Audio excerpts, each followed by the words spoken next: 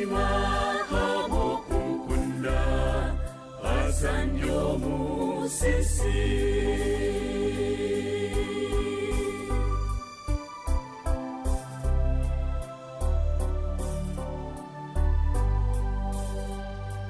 kundihika oweito mikulu nibuze yankundire azanka kumani nyeshongola ebyo kukunda kwe kukutangaza nimusima habo kukunda eshankunda nimusima habo kukunda azanyo musisi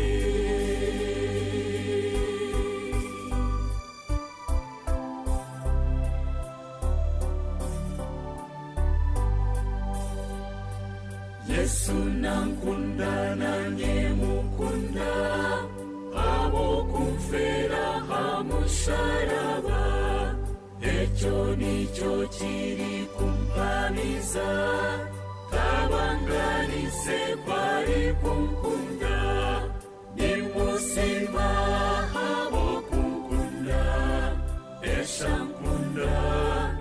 eshankunda nimusima abo kumkunda azanyo musisi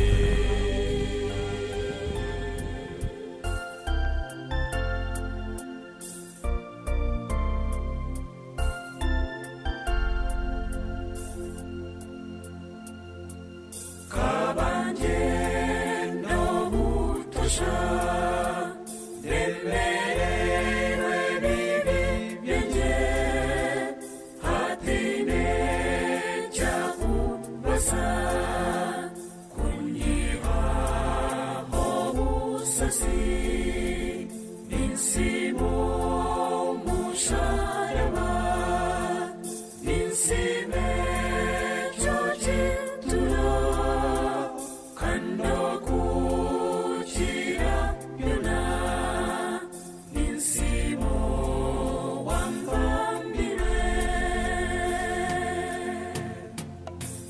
kandi kunahikire ahamusharaba we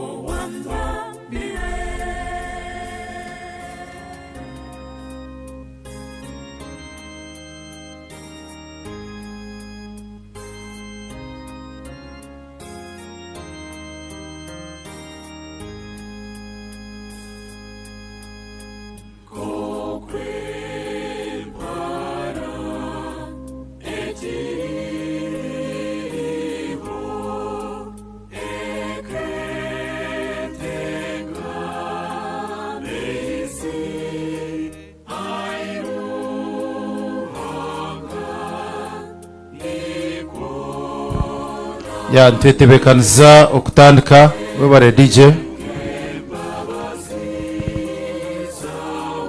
ekanisa na family bashuhire ahanyuma aha bahereze kushaba kandi bari omukwija omukidaromu nyenda kushaba mukubara cyaha ntija kwemerera hatiwe wakubasa kubukiryo munju na nenyuma okwe ija tushitame ndero tubone okutwatandika.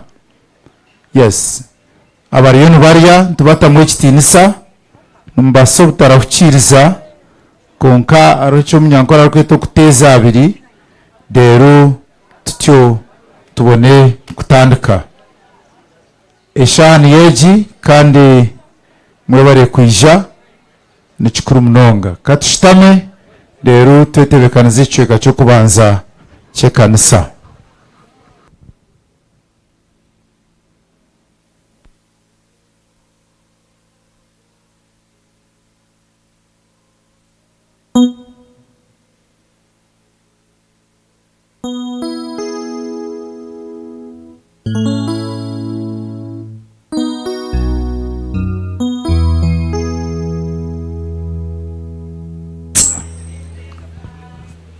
Tija kwemerera twena abwe kitinisa ndero tutyo ntutandika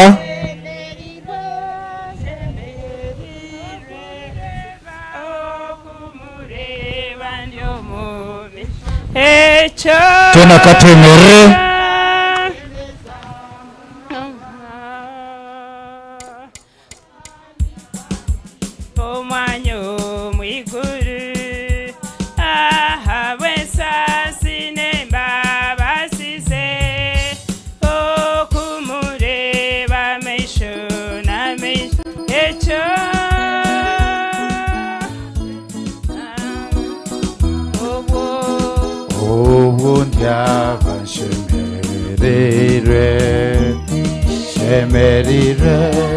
shemerire okumureba ndio mumishoge echo chiria shemeza munonga kandi kwari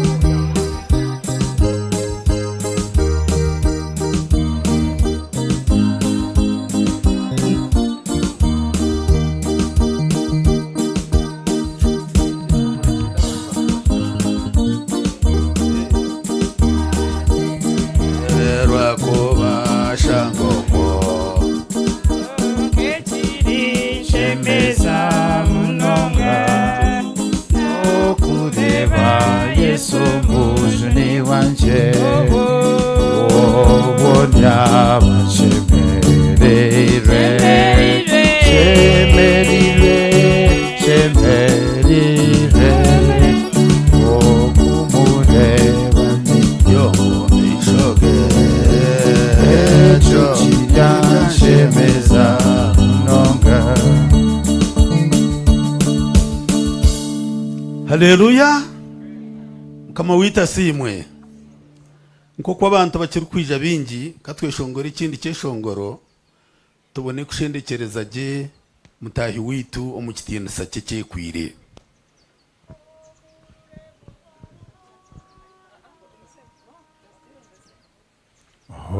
omururembo rwa ruhanga nimo harugo muje ta ogwa muzika magara agarugo muchitebeche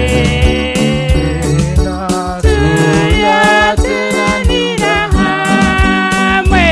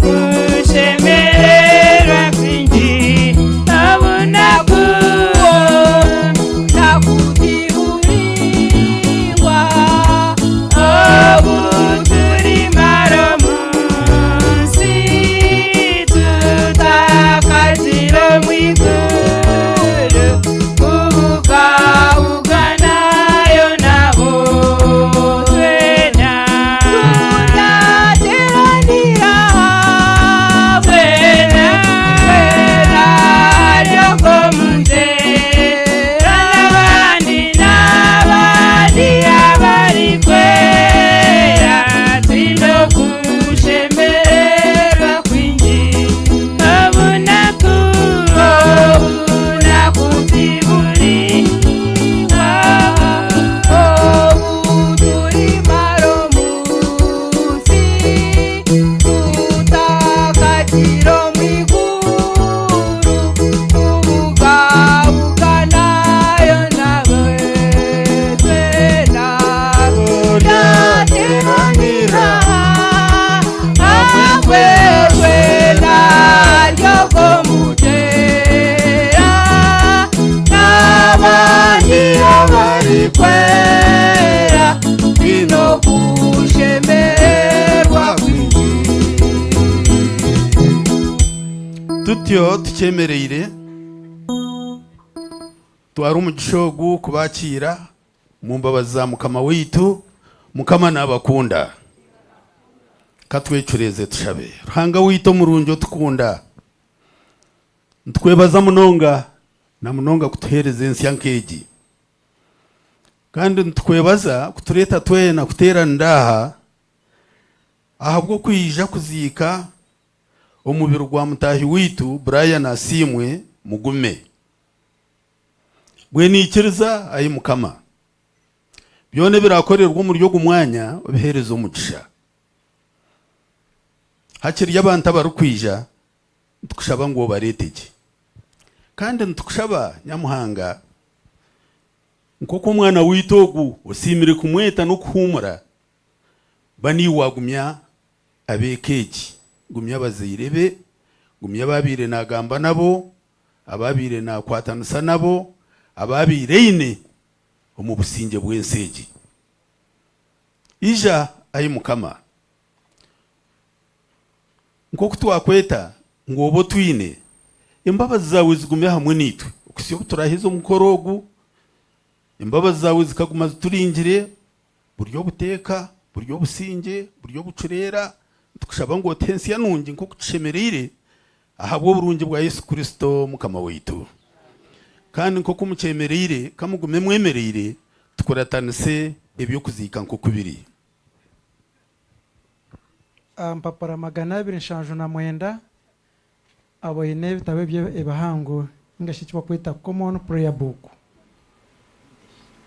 okuratana ko byo kuzika bafu mukama witu Yesu Kristo akagambe bigambe nagira ati ninye kuzokana amagara urukonyiza no byakufa ryabohurire no muntu no ruhurire kandi ukumwikiriza tarife biro byona manya ko mucunguzi wanje abaho kandi karyemeransa muheru bombere rwanje kugura rwamaziro gutyo bwanyuma ryare baranga ntagwine ubundi yerebera nyenka irisho ryanje ritaryo ijo arakamwetegereza yubo nawe akagambe bigambo nagira ati tutararese kintu munsi kandi turubasa kuya mu kintu mukama kampa mbwena binyihireho izina rya mukama Asiimwe katumwe twemerire tushomerwe za burejo ya 39 Nenza kushomaho mushororongo gumwe rero nabine bitabe kushaba mungarike mugundi nkagira nti ndiyarinde mutwarize yanje ndeke kushisha no rurimi rwanje kandi yabumba kanwa kanje omba kiryo misho ganje naho namanke kiteta nacurera cyabure cyangasira okuganya kwanje kwa yeyongera umutima gwanje gwa momuro ko nateka tekire gwayaka gwanage nkobe abona bonagamba mukama umanyise umuheru rwanje nabona kubebero byanje kubura kuyingana umanyise kundi yo kwahoshiba reba oyendwe byanje nke bitabice no myaka yanje mu misho gabo no busha uzumazi mu muntu wena no yakwagumerata no mwisyo buzima omuntu wena agenda ari nk'ekinyimanyimi buzima abahendekera busha omuntu ashanguruza ebintu atari kumanya bitwara mbwenu mukama ntegereze iki amasiko ganje gona gariyo muri iwe onjune ebyo kushisha byanje byona otampindure kirugayo abashema mponamere tenajya cyo kugamba akwa niwe kikozire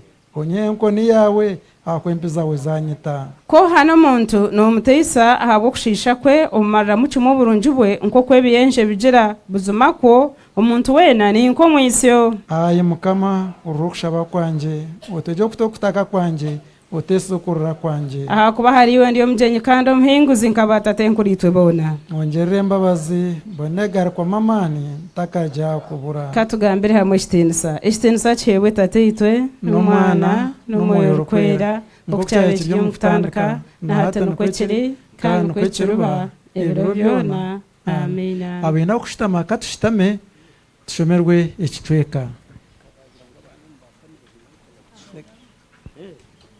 Okay, twatunga kumanyisibwa ngo hari family member wa kubasiza shomeye ekicweka eki mbwene katumwakire gute dendereza Yesu nandega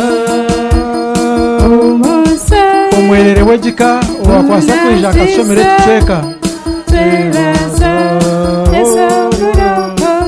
nebazanyo eyasasira sande yaponya nebati ezisecho akumazanyuse eyaborejo ebazi Yesu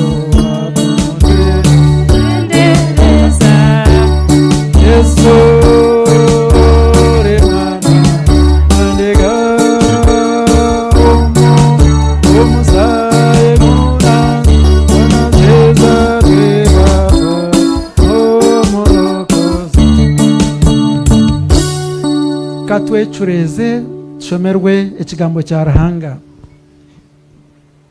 Mukama wita Asiimwe ecweka kiri mu kitabo kya tumuseho ya kabiri eshura ya kana okuruga mshorongo gwa mukaga kwika gwa munana kigira kiti aha kuba nambwenu nyowe ndihi kutambwa nk'empongano y'ebyo kunywa eshukwa hitambiro kandi obunaku bwanje bwo kuruga mu nseegi bwirire hihi ndwino kurano kurungi mpereza orugendo rwanje ndinzira okwikiriza ekisigire mbikirwe kirunga cyo kwikirira ekimukama omuki w'emanjo hikirire arimpa hakiri ekyo kandi tinyenyenka kurekana boona abarikukunda okugaruka kwe eki n'ekigambo kya Mukama porogaramu sitwara omu kicweka ekindi eky'ebimuri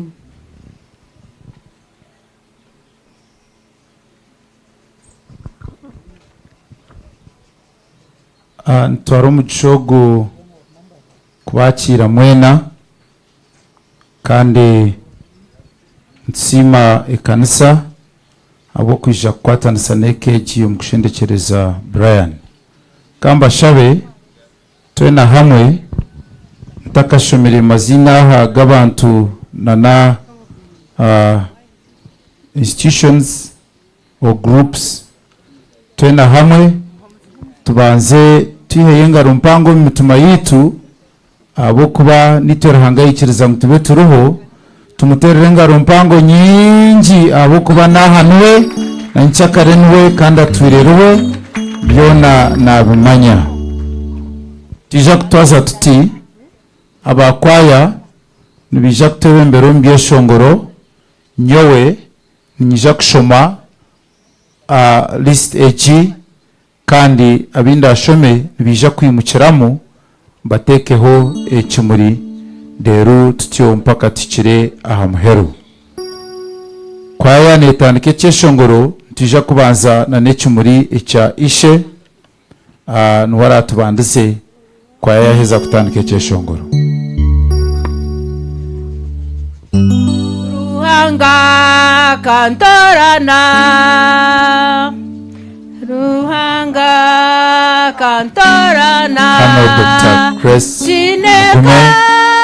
runjikona yanyeku ndonde Jacques w'abana wenka siblings.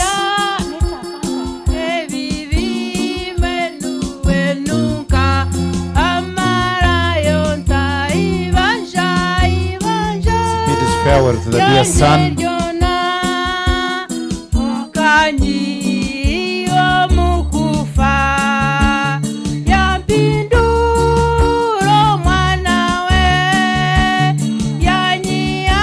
Jacques aho bishenkazi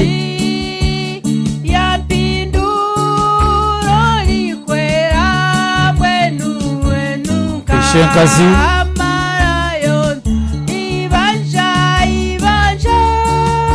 Sophie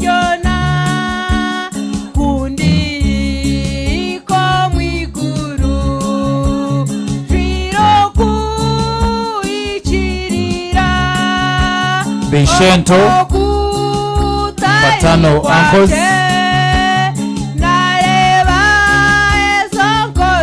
Patano uncles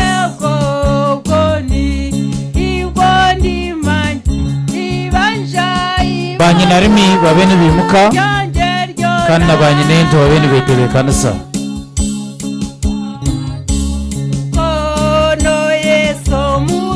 abone Bishento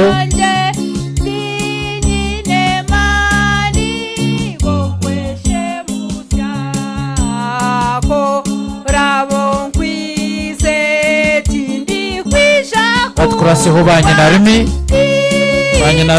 bonkabo den banyinento nababwa nyuma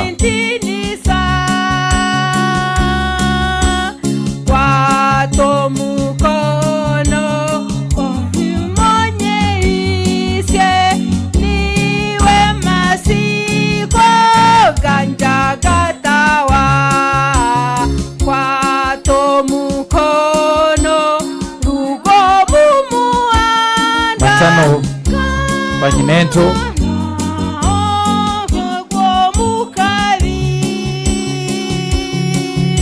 followed by paternal cousins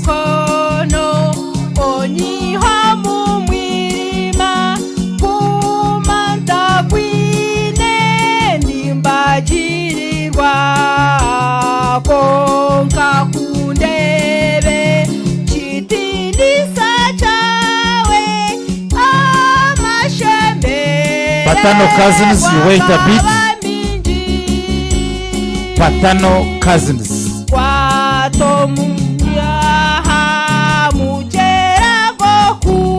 Paternal cousins.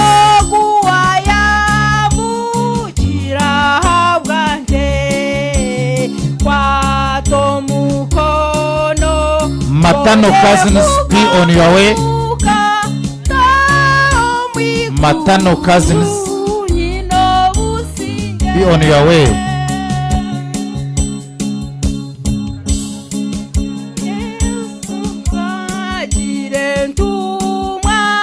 Maternal cousins,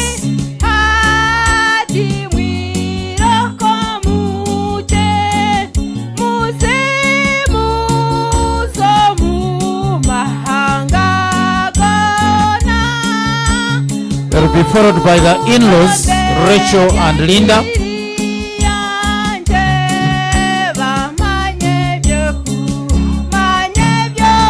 After Rachel and Linda, we shall have the in-laws, the Katajira family.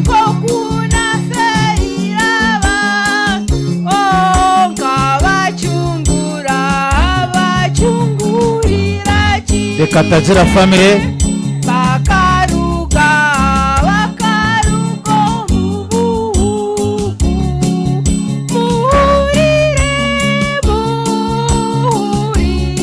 Green Label Services Limited will be next.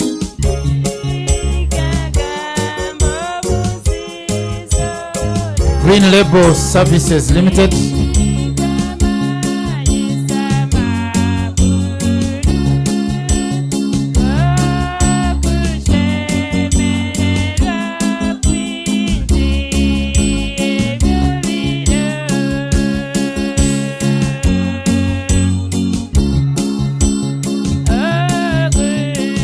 label, we thank you so much.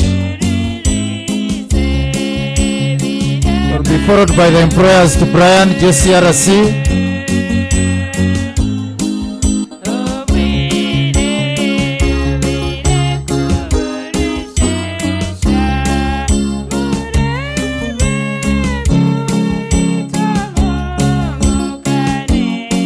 JCRC, thank you so much for putting the journeys and for the entire support. We are grateful.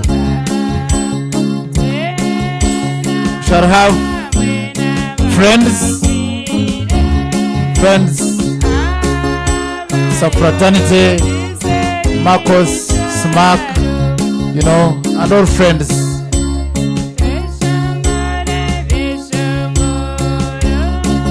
Friends,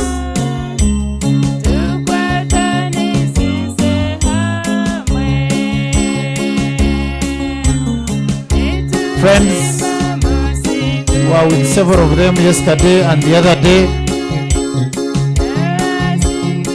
We are grateful for the friendship. Shall have a wreath for the Rotarians, led by the Rotary Club of Mienga, where Daddy fellowships and makes another Rotary family as him. So can we have Rotarians?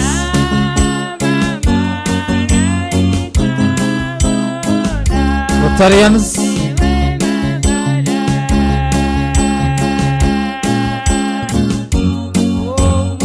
Represented by Giants, Face Alex Washasha, and others, good people of this world. We now have JCRC Barara RC.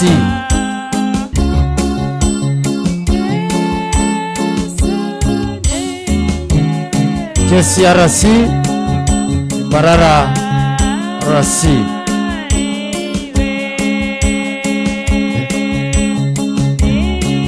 Will be followed by Honorable Engineer Alex Nyonsaba and family.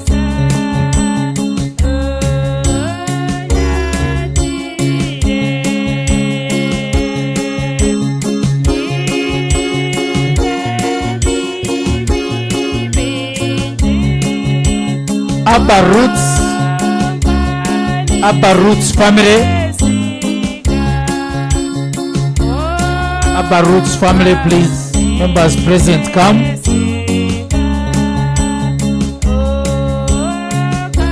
Some of these were at home the other day for the vigil and yesterday at church. And so if you're here, please come. Abba Roots family. Members present is the head teacher of Ntare School, Mr. Saul Wambororo, representing that fraternity. Thank you so much, Mr. Wambororo. The Karhanga family and Muhumuza family should get ready, beginning with Karhanga.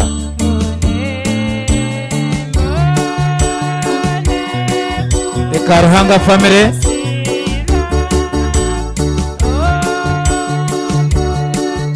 The Muhumuza family should be on their way.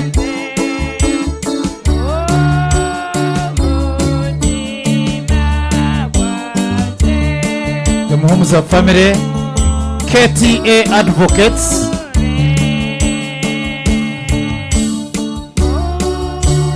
KTA Advocates,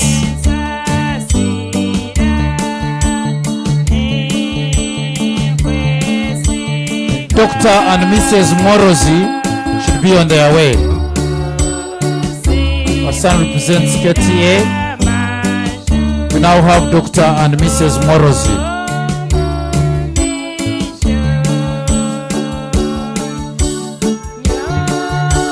Thank you so much, Doctor. Marcos class of 2007 is Makerere College class. Those who are there with the brand 2007, please come.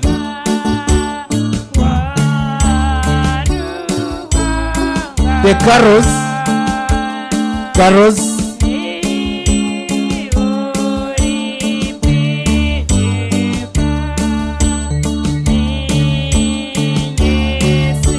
girls.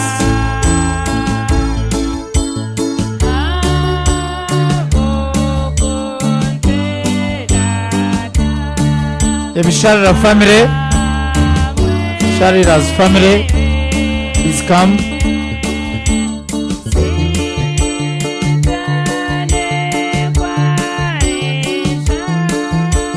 Thank you so much for representing the girls. Sharira family, Kampala Club, Kampala Club. The members were at church yesterday. They were represented the other day at home. Oh yes, we are glad that Sir Richard Kijuka is representing them together with our dear friend here. Kampala Club, we thank you so much for your support. Kema Training Center, Kema Training Center, followed by Exim Bank Uganda.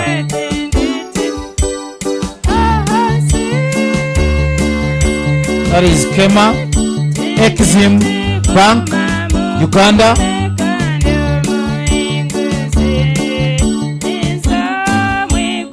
Followed by Coco Group, Coco Group,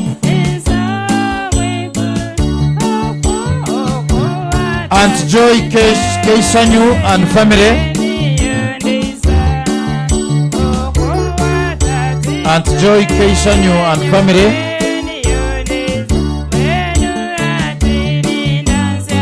oh yes, they are here. Followed by the late Chumro family, family of the late Chumro.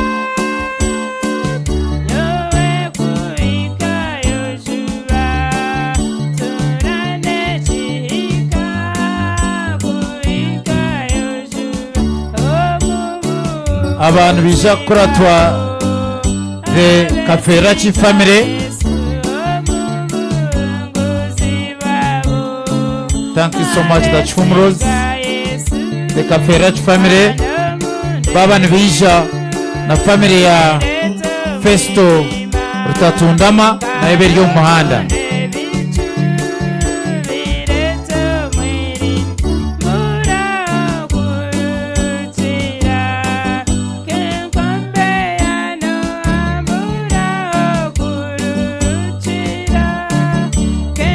Beginning with the Kaferach family,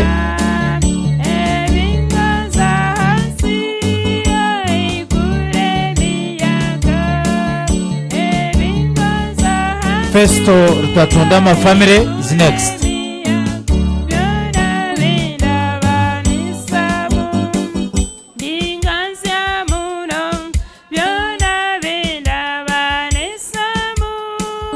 Bishakuratwa the Banyoya family. Babanyoya Bambisha family ya the late Bishop Betungura Ebeneisha, in that order. Banyoya family,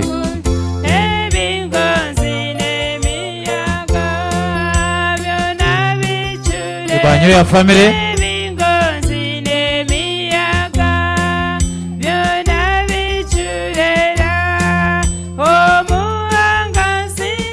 the Banyoya family first. We now have the Betungura family. The children, the grandchildren, the in-laws, the entire fraternity.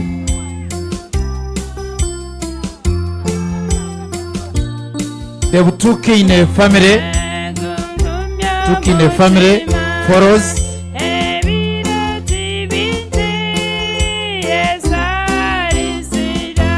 Tukine Bambisha, the large family, Ebenete Bekanisa.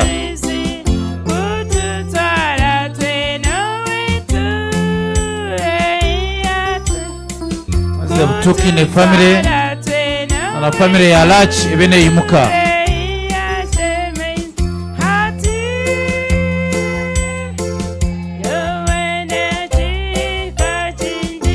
The large family, thank you so much, the large family, and remembered for that giant school. Aunt Rose and Aunt Rose Ayebari. Aunt Rose Ayebari.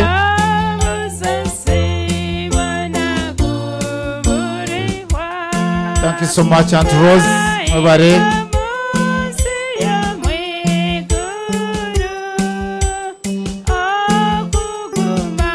Ya mtegerezo kache na wabashe. Angel Oak.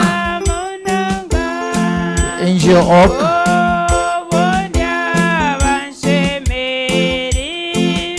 By Angel Oak, Nibishakura to the family of the late Nathan Chibachu. Angel Oak.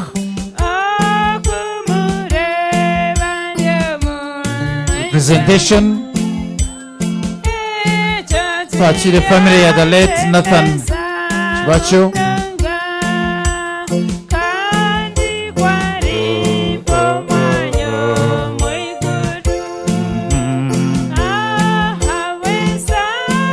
Uganda Christian University Mukono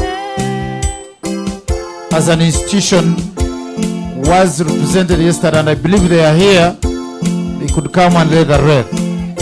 UCU Mukono.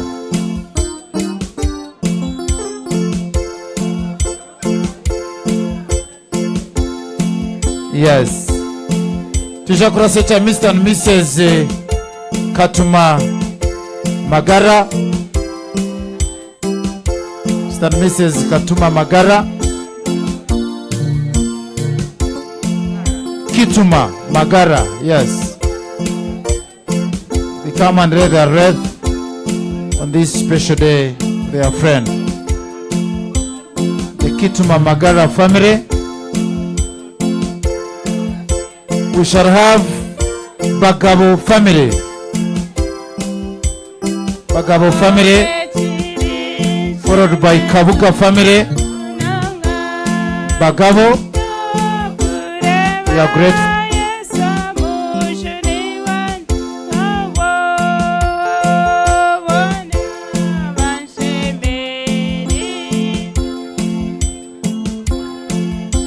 Kabuka family.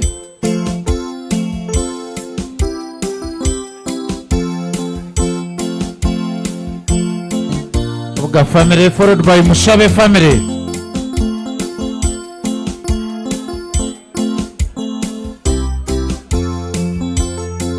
The Mushabe family is next.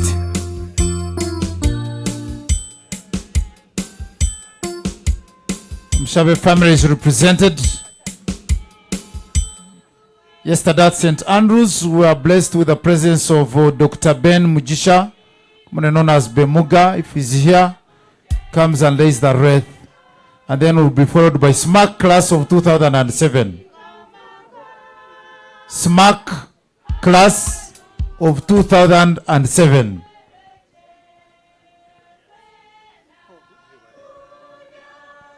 SMAC class. Yeah, thank you for representing them. Victoria Hospital Medical Team. We thank you so much for your technical input and job well done. Victoria Hospital Medical Team. In the absence, we continue. Colleagues of Catherine Mujisha from Rainbow International School. Yes. Represented. Thank you so much, colleagues from Rainbow International School. Followed by Gilbert Mulambian family. Gilbert Mulambian family. I&M Bank, be on your way. I&M Bank, be on your way.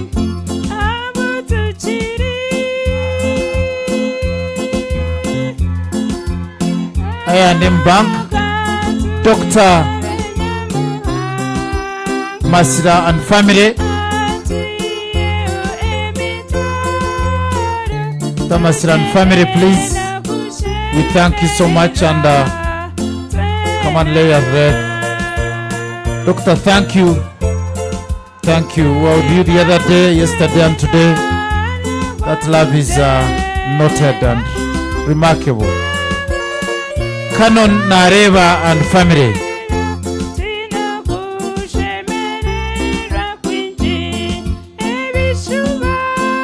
Canon Nareva and family.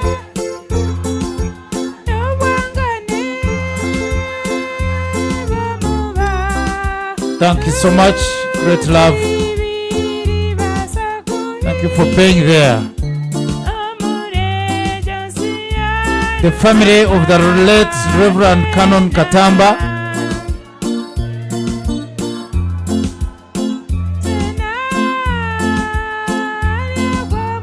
Yeah, mommy and the daughters are here.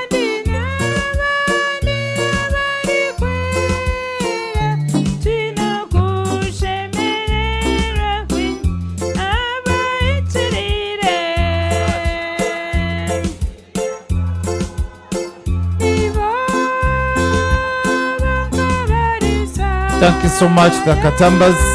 And may his soul rest in peace. He was a lover of many and a preacher of the word of God. Then the Geya family. The Geya family.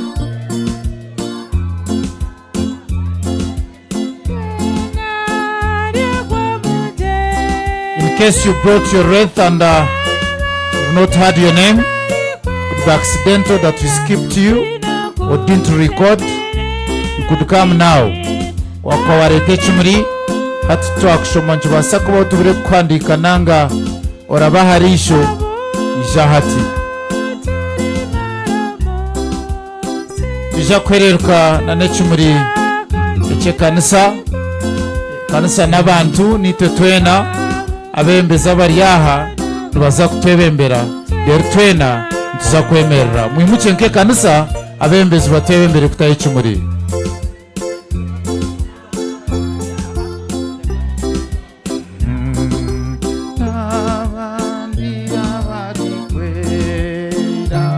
Tinokushemerera kwinji obu nakutiburingwa uturi maromusi. Ati ntuzafutendereza turi kusibura Brian twena tuija kusibura Brian no kwijuka amagaraje celebrate his life bwe ntuzakubengaro turi kutendereza sima hagwa amagaraga Brian nebirhanga base kumukoresa cyuruhu twena ababirebere n'abatabirebere konka tuija kumuzika tendereza Yesu oh Olimana gwande Yesu Saigunda Zeza O Murokozi Yagumanga Mirebona Ebyo kujuna kwawe Okutari Kwechicheka Moto Hena busha Mituku Imbisa Yesu mwana gwentama eshagama yawe kanyoza ninzima koan echitinisa chihabwe tatitwe chitame mwana we kandi no moyo rikwera hatine biro byona Yesu kuhimbisa Yesu mwana gwiteraho mu ngaro eshagama yawe kanyoza ninsima koam ndaguma ngambire bona ebyo kujunwa kwawe oko okutari kwechiche omubwijwire ko tuhera busha Yesu nituku himbisa Yesu mwana gwentama eshakama yawe kanyoza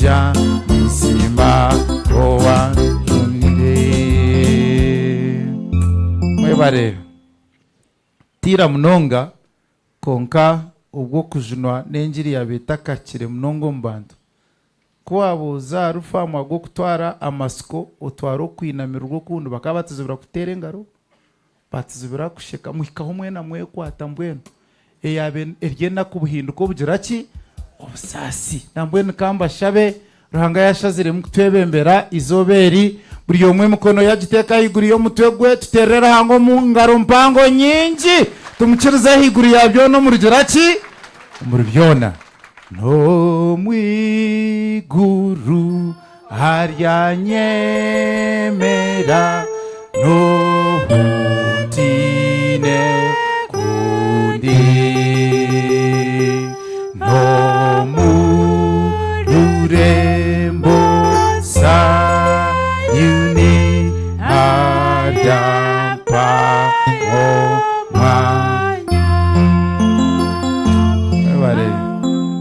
kuba nakugira ubwoba nyuzwa ngo byahandikirwe nibigira ngo akaza kutebekana size myanya ubwo kugukuba reda ja Patrick ayija ubwo gwatebekana akutwara sonyikiriza ngo anytime you can meet your creator kamba shabe mbamanyise mbu ahakiraka ebintu bibiri bilioni bigendo misho wa piano ico tuchurumu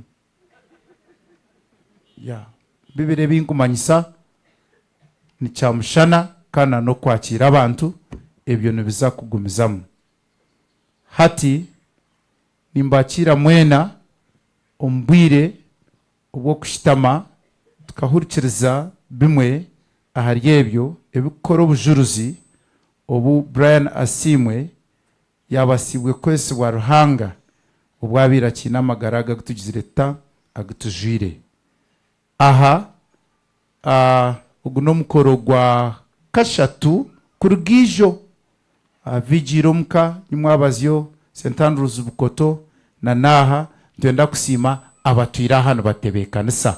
Before I invite the chairman organizing committee who is at the same time the chairman ROC1, could we please, ladies and gentlemen, thank those that have been here doing ABCD from then to now with a big hand clap, and thank you so much.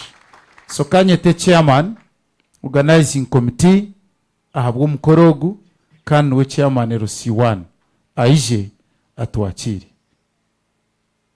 shijora hanga kumugisha mukama wita Asiimwe abantu mwe n'abarya bitinisa byanyu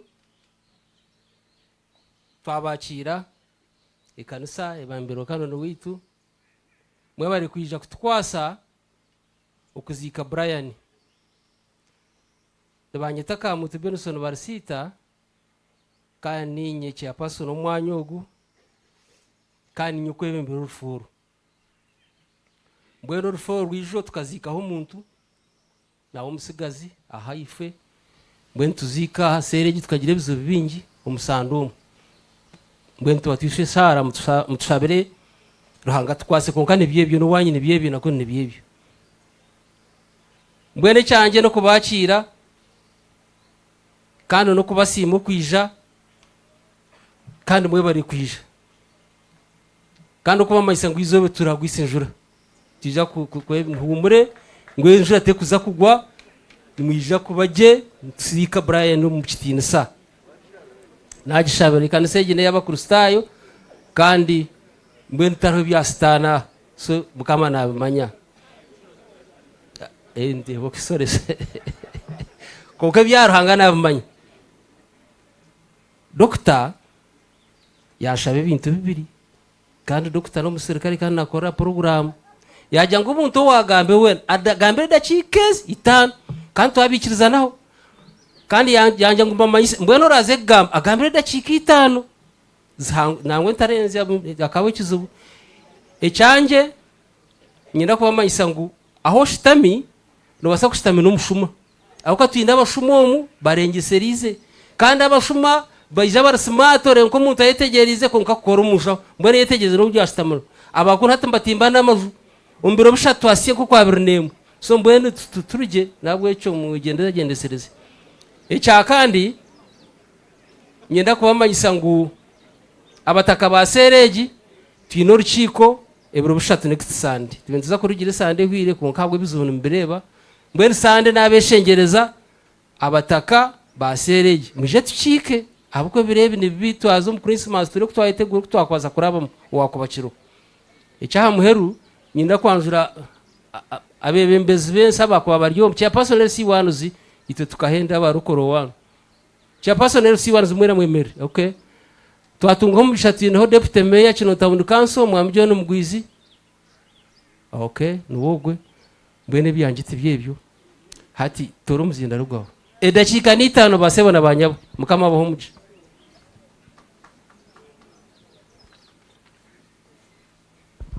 Obare mnonga chairman kandi ukuruke n'akaruru ko mugongo kakaka torobi koza kuringuruza yotoshanga n'umukazi wawe ataka kwa chumbuza tobona bonisi ekoze kutaho n'ecyaro hura wayoroba umanyango bujuruzu n'ubwowe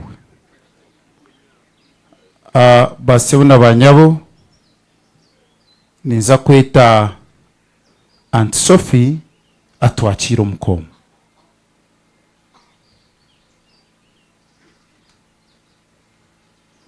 She made a record yesterday. She was the first one at church at St. Andrews and I was the second. So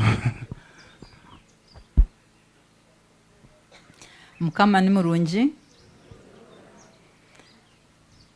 abamina bachara mwana n'abakira ahabwa family ya Gertrude na Manase Katsigazi n'abakira ntaka gambere nyenda kubamanyisa ngo abazire beitu no barabe bataruho nyenda kuboreka family okutwasigire nyenda kushaba bona bakuzarwa na Dr. Mugume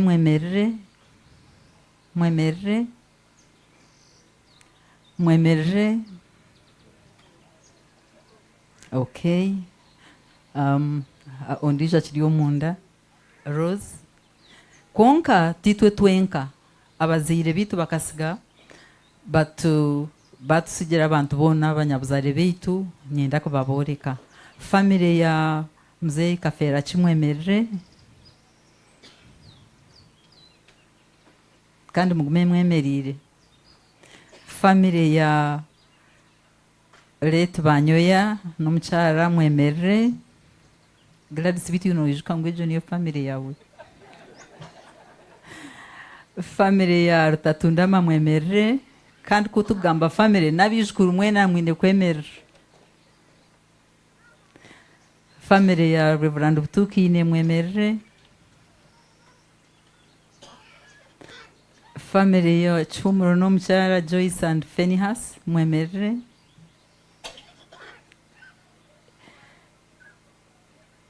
titwe twenka tabo bonka family ya Katerima mwena mwemerere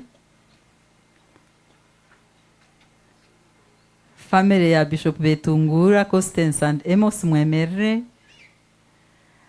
abazecheria mwemerere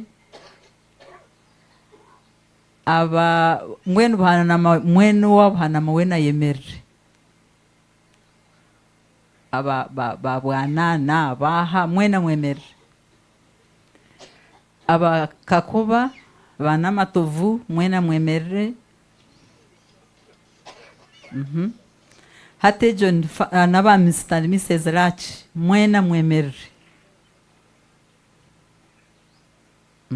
inaunatigayo kare hati John family yitu nikwe turigo ntubakira tuti omukeji kare mushitamu nikwe twabakira tuti mwebare mwena kwija Dr. Mugume naija kwanjura abanywani bitu bona but before that nyenda kubanza nagamba hari Rotarians. This home has 3 Rotarians. Nyowendi Sophie Bamoyeracho of Rotary Club of Kasangati, then Dr. Mugume of Rotary Club of Muyenga, and Monica Katsigazi of the Rotary Club of Naperville, Illinois, USA. When we are Rotarians, you are safe. Ahabwekeji mwena nimbachira mwebale kuija kutwarijire Kampala kutwahikaha twashangeke erimu abantu nitubasiima munonga emirimo ei mukozire ebintu ebimutureetiire n'okutushagatira kuno kumutushagatiire nitubasiima tutiine bugarukiro ngumire ninteekateeka aha nshonga y'oku omu Ruganda omu Rujungu n'omuri Nyankore nimwija kunyamba ko ndiyo nashobya omushaija kwakufeerwa omukazi bamweta widowa Semwandu omukazi kwakufeerwa omushaija bamweta Nyamwandu na Mwandu wido kwonka omushaija kwakufeerwa omwana ninga omukazi kwakufeerwa omwana omuntu oyo namanya izina eki bakumweta mu ngambire nyo tinkurumanya izina eri bakumweta bamweta ki tikirimu kandi enshonga habwenki kitarimu I imagine that tino wabire nateekateeka ngu hariho omushaija okufeerwa omwana ninga omukazi okufeerwa omwana kikaba nikimanywa ngu itwe abazaire hati kuba kukura abaana baabo babaziika konka kandi egi enshonga y'okugira ngu omwana ishe w'omwana yaza kumuziika nyina w'omwana yaza kumuziika ekyo kikaba kitarimu traditionally and culturally and from the ancient times mbwenu nitubasiima munonga habw'okwija habw'ekintu ekyo mwakitubasa mwebare kwija ninshaba ngu mweterere omu ngaro mwatubasisa ekintu ekyo kushitama nitwaha kutukwasa kushendekereza Brian enfa ya Brian oburwire bwa Brian nibwija kugambwaho aha bwire obuhikire konka nyowe hati kyana ninkora na nimbakiira omukeegi mwebare kwija kandi Ruhanga barinde n'omukugarukayo kwanyu mugarukeyo gye abacace nitubasiima munonga kuteekaho obwire obu mukija kyatushemeza mwebare munonga Abare mnonga, auntie. And thank you. You are gifted with command of language. Kwa kuzagamboro jungu, I heard D1. Kuzagamboro Nyankore, I heard D1. So, nachone chichoncho. Ntakesire Syria, kuzwechera siblings. Onchereze canon, kumanyise mbu orwa katano, omuka, Kampala, the Reverend Canon Dr. Rebecca Nyegenye blessed the family with a strong word of God, and the service was very fantastic. Yes. Yesterday at St. Andrews Bukoto, Reverend Jesper preached the word of God in a Chichiga version. Yes, and we are honored. And we thank you so much. We are honored by the presence of these dignitaries, and you will allow me to salute them. Niza kubanza na Honorable Naume Kabashara. Yes. Jaha Kare Agumiraha, yes, she's there. Mumtero mungaro zamani kandi tumukunda munonga. Akuchara abantu nga mukuba kwesimsa nitwembarara tukwesimsa. Na nahanda abokuba you are who you are. Tinaha Honorable Joram Tubasimwa, commonly known as Tibbs. Yeah, during his time at Mbarara High School, he planted a seed. Okashomesa abana bakukunda. Rero wabona umushomesa tine chikubyo nawe na abatobere. Yes. So we thank you so much. Abokwenda kumunsimira nko mwegesa mu mutero mu ngaro zamani. Kana kwenda kumunsimira nka MP abo abantu abakuru nabo mumunsimire. Tuinaha Honorable Alex Niyonsaba is here with us, a family friend. We could give him a very big hand clap, and he's one of those great friends to Doctor. Tuinaha one of those senior citizens and somebody who has served Uganda to me in as far as I know ever since I was born. He's a great role model. The Honorable Sir Richard Kijuka. Yes, we are glad to have you here. Yes. I know abanyashema no bachumanya mbu the common saying of shema ne yagayaga. Yes. Started with you and others. So shema ne korachi ne yagayaga. I like that. Tuinaha His Excellency the Ambassador of Uganda to the Comoros, Professor Alex Bashasha is here with us. He was with us the other day at home, he was with us yesterday, and he's here. We thank you so much, Webare Kunda Ekeji.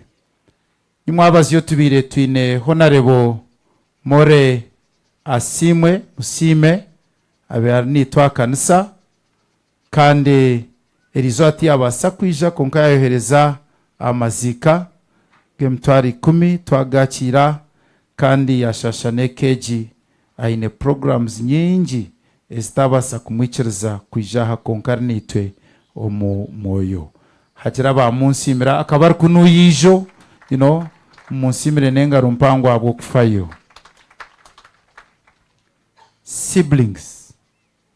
Siblings represented by Syria. This giant, this strong woman, this woman of God. Munyachire nengaro mpango nyenji.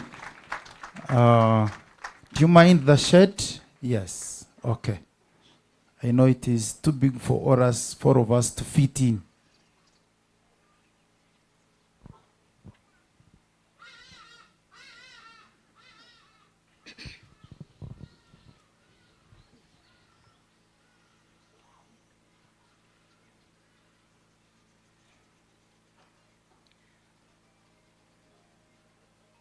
Abakuru b'edini abamba gavumenti nk'okuba abatwanjurira n'abantu mwena abija hakutukwasa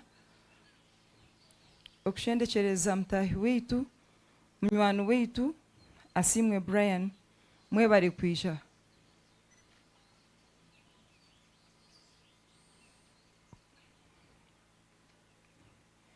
Itwe nkaba nyanya naba Brian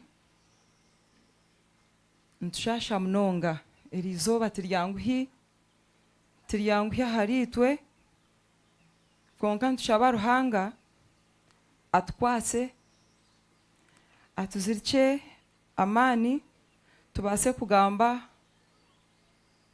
ahari myanya zitwe ahari mukuru witu orubasho rundi. Brian akakura ari omwana w'emichwe mirungi munonga, omwana arikwetwara omuritwe twena, omwana orukunda Ruhanga, omwana owabire akunda kuhika hari buri muntu wamugira oti nanka habaho ekintu ahari mutahi we afayo munonga akubuza ati ntuza kukora ki konka ebigambo bingi akakira kubikozesa omurujungu kuyizire nakura twaguma ntumurahura mpora tutati orujungu rwine kuchendera oyeje orunyankore ombwire obwo tuguma ntugamba ebigambo by'orunyankore bice nangwa ombwire obwo tukatugiraho tukatuba tukineho batate nkuritwe naba mawe nkuritwe bingi abagenzire abiruhanga yayesire akaye gahe kigambo kimwe either in a week okija wahikomuka akugambiraho ekigambo kimwe akakikwata nk'oku bakimugambira ekizibu kikakiba tense kukihindura kukigamba in its rightful time, but that was part of fun on our side, and we used to love that, and then we used to love helping him correct what he used to say. Mbwenu mutahi witu ogu abire natukunda twena, akunda abana achibaryaho akwijusya atejini birthday y'omwana nanka bona arikuba amanya amazina akifunamu obwire yafunamu amaani yamanya ngu n'ekihumuro abaana bari omu kaniitwe aba niwe yataho programu itwe nangwa n'obu tuba turi busy akugira ati I'm supposed to have this weekend with the children niza kubatwara kuza kureba katuni these movies of theirs. So abagambira mwena ati mwije munshanje aha mwanya guti buri muntu arete abana.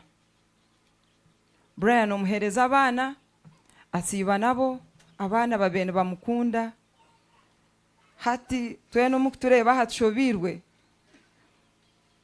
bingi bona bari aha mashomero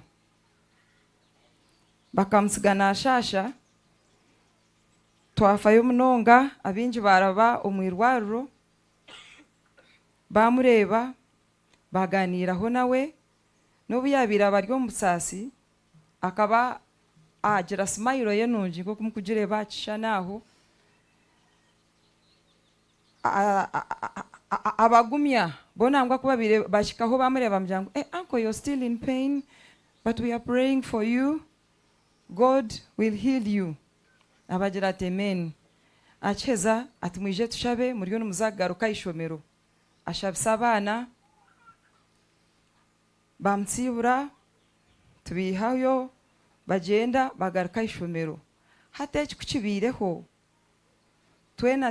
twinamirwa abamwe bine bigezo omusande nkemwe ningi ibiri twagira ngo tukuza ishomero twabagambira aha rukundo yibabire bamwinire ndibabasa kutere bushika twagira nka tubanze twahunama nobu tuhunami tukiriyo ntwebuza aha kuba abaraze gukora ebigezo babana baza kubikora abandi nibaza kufuna half time ya week haturiyo ntwebuza half time ntuza kubagambira ki aha kuba buri muntu neja kwijana agira ata nakubuza ati how is Uncle Brian.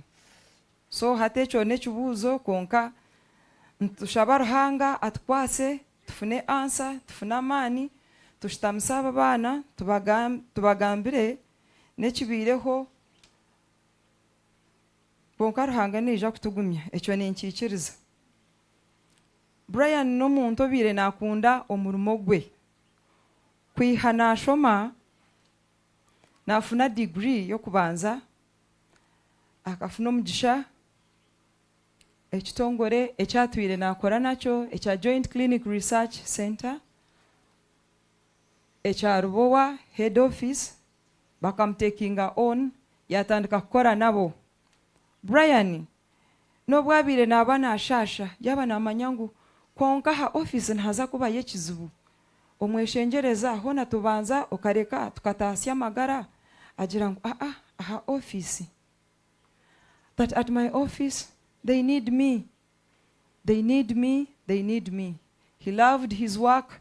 He loved everything that he did, and he did it with one heart. At this time, I would like to thank JCRC staff members and the senior management that is here, that has represented the company, the organization. That thank you very much for trusting Brian to manage your system.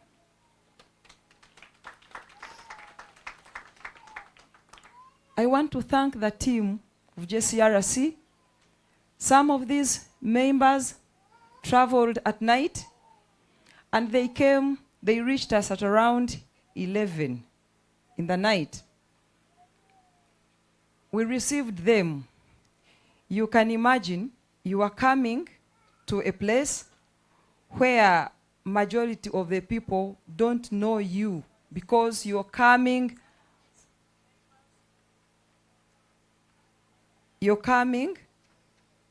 for the person who is silent.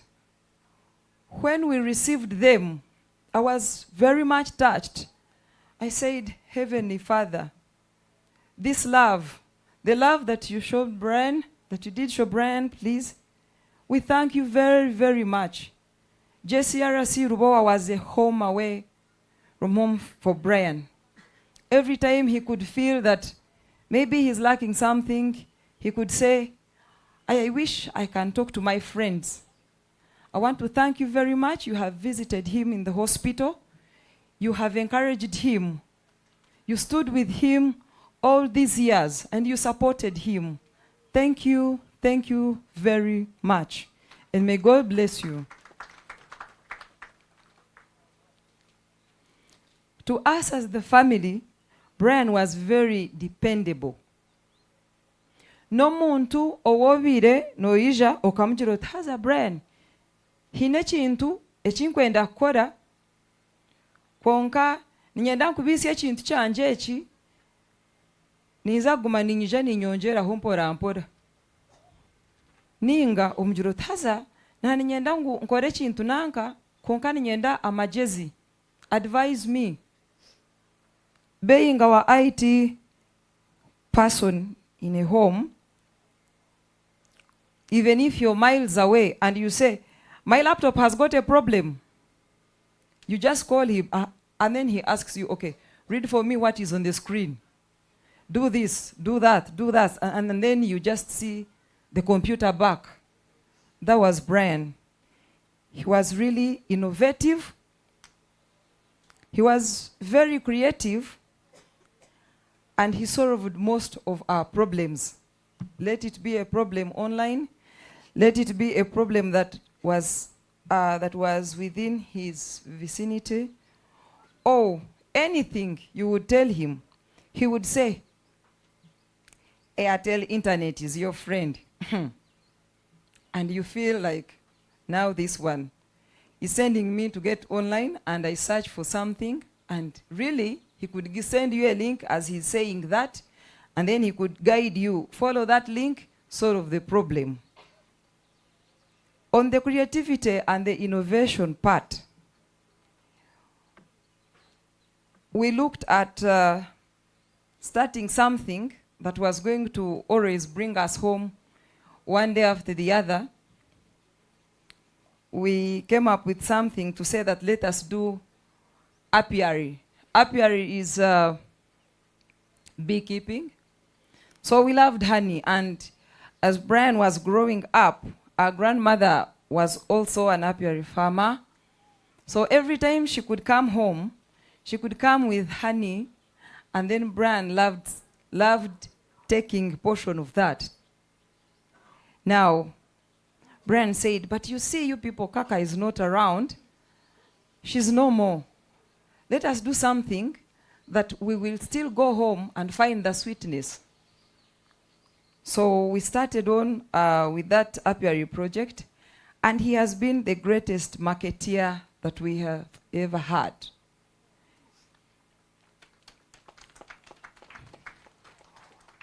We never harvested honey and it remained. He would call you, when are we going to harvest? And then you just tell him, we are supposed to go next month.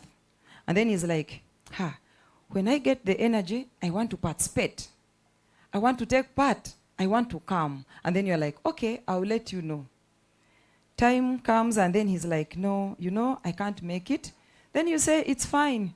Let me go and bring it. Now you market it before it comes. I'm telling you, before you leave this home, going with honey to Kampala, Brian will be having 10 people waiting for honey. And I was asking God, now what is going to happen? But I remembered that he's now an angel and he will always make a way. Yeah, he's going to join God and things will even flow the way we never expected. So having hope, okugira masiko, ekyo nikyo kingarwiremu amaani nkagira nti nanobwo arabe yagenda ninyikiriza ngu obu nyine Ime, obu nyine Chris na team egi, still his efforts ntwija kuzigumizamu kurungi. Now, very focused in education. Brian, no muntu obirari very very intelligent, very smart. Aha kintu ky'okushoma Brian n'omuntu wabi obire nashitama wamuhereza like a handout or a topic, he will just peruse through it in 15 minutes na ija kuba aine summaries iwezo kuza kushomera eshaha 5. Wena aba yakusummarize injire kintu nakihandika nakikwata nakirigaho. So taro kuza kugira ngu omuntu yashome kintu cyamurema. With that, I'm interestinga omukora an online program. Online program nechintu echirikwenda some time of your time. You are not going to stop what you're doing. You have to continue. You do what you're supposed to do. Create time. And you get what you're supposed to do and you pass the paper. Kwa kuba otahikire kigezo kiba kuba bakuhire nibabanza bakuha ebintu by'okushoma okiheza bakusindikira ekigezo okikora kandi nikiba kiri time ritare byo kugira ngu munyongere obwire. Aha kuba eshaha zakukwata kali kuba bakuhire nikakingaho. But he used to make sure that every time he has an exam, he could do it on time, submit it. They give him the first feedback. He edits whatever he has to edit, and then he sends. Then he calls me. Have you submitted? Me, I'm free now. And now you say, oh my God. Now, if Brian is done, I better double my efforts. You know? I'm so saddened that he had completed the bigger task. He had completed the bigger task of the master's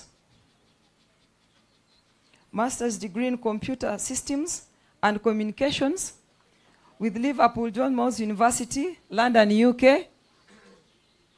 And he was only left with defending or writing out his thesis.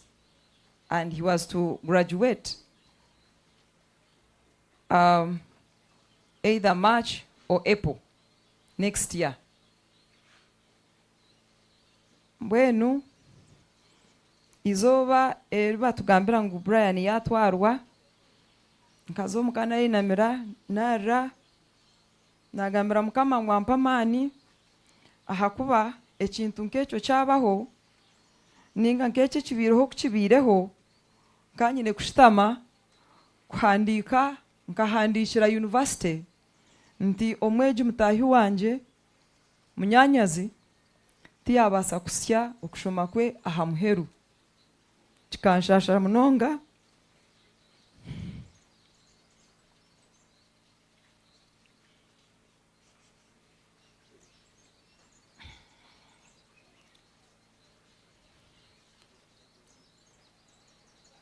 But I know that God's ways are not our ways.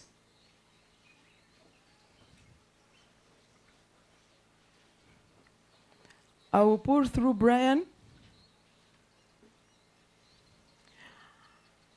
and the energy you are using to encourage me to go through the studies. I'll make sure that the last leg of clearing up with the university and everything is done. And thank you very much for that encouragement. Brian, no twakugambaho ebintu nibiza kuba biri bingi munonga ahakuba ko bari munywani witu twena banywani bawe ba neighbors bawe aho bire notura na n'abantu bona abo biroineho omukago bakushabire orukushasha konka ruhanga ntumanya ngu aha kwine obusasi tobwine hati ninjira mbwenu ntongera nzagumuza muturu kushabira kandi ntukukunda nzagumuza muturu kukunda ruhanga kw'ekihumuro kirungi. Thank you all for coming. Yeah, wabare mnonga Syria as they take leave. We could thank them with another big hand clap. Tugaruke tubasime kandi rahangana yongere kubagumya. Richard is to represent the friends, and I'm informed he has arrived. So Richard, please come.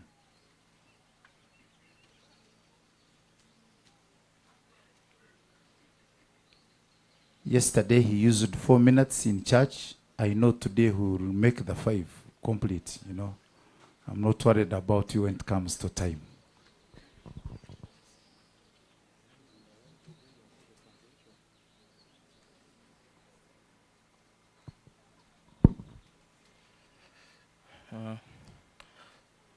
Fellow mourners, I stand here to grieve with you today as a representative of Brian's friends. I first met Brian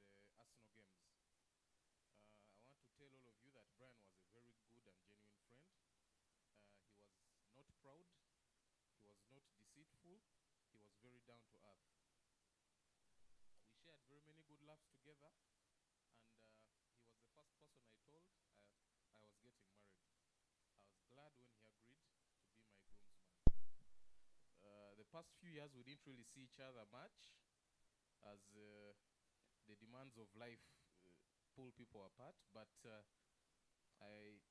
it gives me the lesson that we need to be intentional to keep our friendships, especially the good ones.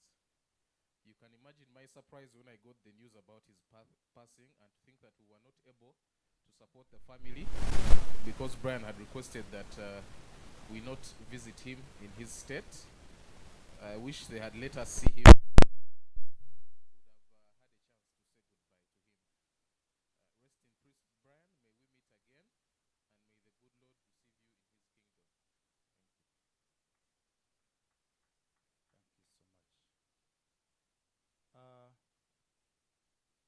Thank you. Enyuma ya tenti AG hari emyanya yo kweyambiramu. Umuhanda gwo kuzayo guri aha aho tenti zombi ziri kubugabuganira harimo umuhanda rwagati nigushohorera hariyo mukago ahahaza nk'omwanya akago then inyuma aho niyo hari emyanya egyo. There are places of convenience on the other extreme end of the compound. You can access them by using this other route, and we are sure by the time you get there somebody will receive you to give you more direction. Please not to be perturbed by nature in case nature demands. Thank you. JCRC as employers, we thank you so much. May I invite you now for your speech on this day. At home for the vigil there were more than 20. Yesterday there were more than 20 also. And we are very happy to hear that you came at night and you are received. And we shall never thank you enough. So somebody can clap for you, by the way, because in you is a blessing. Oh, wow. In large numbers. Thank you. This is testimony enough of who Brian was. Yes, because whether we look for money, do what friendship is always basic.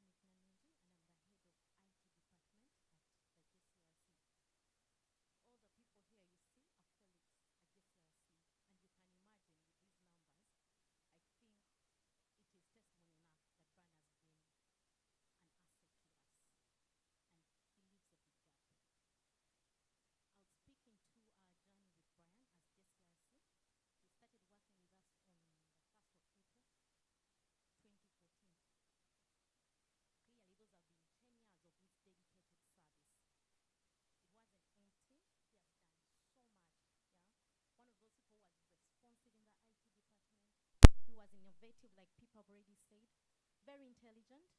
His solutions really helped us go a long way. He was calm and humble. There is no single time I interacted with Brian, and he wasn't, ready to listen. He always listened. He gave that keen ear, and he responded as you wanted him to. He was very committed to work. Now, I want to speak into this commitment. I think early this year, maybe around August, that's the last time actually I had a physical interaction with him. Brian got unwell and he went on leave. So after some months, he comes back and I see him around. I hadn't even known that he had come back. But as I was going to my office, I see him back. I asked him, ready to come back? He's like, yes. So I went back to my office, but I was a bit uneasy. And when I got into office, I still called him. I rang his office, and then I was like, when you get a minute, come over. And he came immediately. And I asked him, are you sure you're ready to come back? And he told me yes. I'm like, have you asked your doctor that you're ready to come back? Because I was a bit worried that he was already, coming back. I thought he needed more time. And he told me, you know what? My doctor cleared me. I can come to work. But also, if I remain at home, I remain inactive. I want to be active. So that's the kind of person he was, that he was willing to, even when he was not really feeling so well, he wasn't at his maybe 100, he was willing to come to work because it meant a lot to him. His service to JCRC was very evident. Another thing I want to speak into was his hard work. Now, still earlier this year, I think that was in April, I had a discussion with him about his what he wanted to do in the future, what his interests were, and he told me about his masters. Honestly, in my heart, I was thinking, with all the commitment that this masters requires, perhaps maybe he should really give up, but he had that resilience to say, I am going to do it. I'm going to do my dissertation. He told me some ideas that he wanted to really go with, and for me, I saw a resilient person, that even when he was sick and was behind maybe sometimes in schedule on his assignment, he actually had that hope of like, I will do this and I'm ready to go all the way. So that's the resilient Brian that I really witnessed. Interestingly, yesterday, I think it was Emmanuel's speech, he said, if you have anything pending, come to us. I'm here to confirm that with Brian, he finished well, sir. We don't have anything pending with him. He ran a good race, he fought a good fight, and we know that the Lord will surely bless him for that. As JCRC, he lives a big up. We cannot fail. As JCRC, we will definitely miss him, not only as a work colleague, as a friend. So for me, I can say to all these people, I'll not come to you privately. Yeah, we've cleared him. May his soul rest in eternal peace. Lastly, I want to end with just appreciation notes. First, I thank the JCRC family for supporting Brian. Everyone understood him, and they supported him in whichever way they could. The many times when his colleagues really came to office and they're like, we're going to see him, I think that was commendable. We showed love when he was still alive. For me, I think that's a great thing. And may you keep it up even for anyone else, that when they need your support, you will be available. But I also would like to thank the medical team of JCRC. They were always available to support him in terms of, medical needs. One time, I think that was before he went on the August sick leave, he called me, it was even on a Saturday. He told me he wanted the leave. And I was like, what's the problem? He told me, please call Patrick. He will tell you everything, Patrick in clinic. He will tell you everything that is happening with me. And indeed, Monday, I called Patrick, and Patrick was able to respond. So you can imagine, and in a special, I would like to thank Patrick, that he was able to stand with Brian. He knew every detail about Brian. And every time I wanted to, sometimes I could not access Brian, I knew that he would really have something, that he knows. Also, I'd like to say thank you to the family. Many times when children grow up, they are left to be on their own because they're independent. But I think Brian's family are stuck with him all the way to his death. Thank you so much, Dr. Mugume. Thank you so much, the brother to Brian, the cousins, the aunties. The auntie has been staying with him. I think that's commendable. Thank you so much for that support. Yes. Finally, would like to say, may his soul rest in eternal peace. And we are only praying for comfort. I know no words enough can really comfort the family, but we believe that the Lord Almighty will surely comfort you. May God richly bless you all. It is well with my soul, with my soul. It is well with my soul. Tunagamba urujungu reba Fizi, tunagamba urujungu hura waenda ngo rebe either bashomesa be nanga bazire. Yes, and at times when we hear His Excellency Yoweri Kaguta Museveni say socio-economic transformation, some of us wait to meet it on the road. This is it. Yes, I'm very happy. People here are using a lot of English and nobody is complaining, meaning that everybody is listening. Way back, 5 years ago, or 10 or 20, no gambor jungana wajangu raba kampara. Nubaba yombire aboko ebyoko bano gambano baba tabujira bata kubicyenga umwana w'umukiya gambor jungogo. Stand up, please. Stand up. Oh yeah, you stand up. Stand up. Yes, you.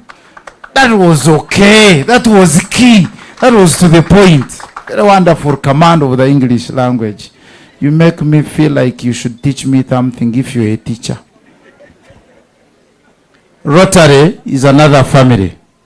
And I'd like to thank all those that embrace Rotary and all those that have tried and all those that are Rotarians. Because it is service above self. Yes. We are blessed with the presence of Owechitiibwa Mugwanya Edward, the president of the Rotary Club of Muyenga. Yes. The other day he spoke, yesterday he spoke, and I would like to invite him to speak. And we get blessed. Yes. These gestures show that the president is inviting others. The Rotarians have deserted me. I don't know why they are not accompanying me.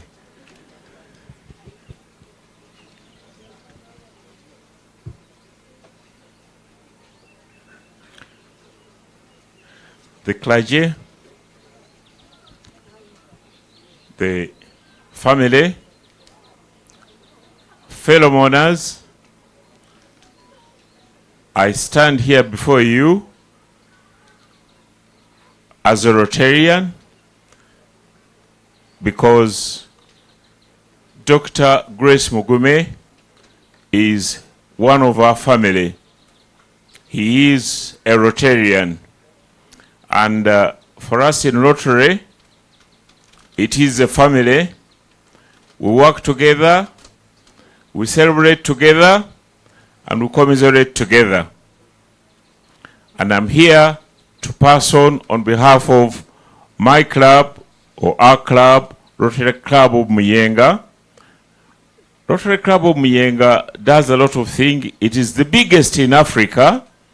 And I'm glad to tell you that we try very much to do things for the less privileged.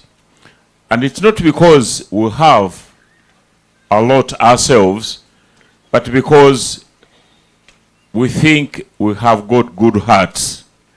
Normally, it is the heart that gives, not how much you have. So we come here to thank God for the life of Brian. We've come here to commiserate with our colleague Grace, Dr. Grace Mugume. Dr. Grace Mugume is not a very old Rotarian. He's been with us for about 4 or 5 years. I think he was in another club before. But I would like to say to you publicly that, as I said yesterday in church, that Dr. Grace Mugume is an officer and a gentleman. And I would like you to clap for him. Dr. Mugume, or Grace as we call him, is a very disciplined gentleman, having been trained in the army. The other day I said something that I regret, that he doesn't behave like an army man. That one I've taken back. But I think he shows the best in the UPDF, because I think he rose up to the rank of colonel. Grace, I know you are a very strong man, and I keep telling you this. I am a parent. When I lost a daughter, I cried a lot. And I'd like to assure you that crying is a very good medicine for the mind. Because if you don't cry and it stays in the mind, it can stay there for a long time, and it can recess you and it can regress you. Grace, please hear my words and soften up. I know you love Brian very well, very much. Brian was your sibling.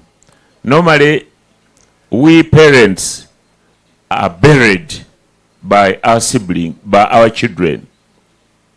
But when it turns up to you, the parent, to bury your son or daughter, it is very painful.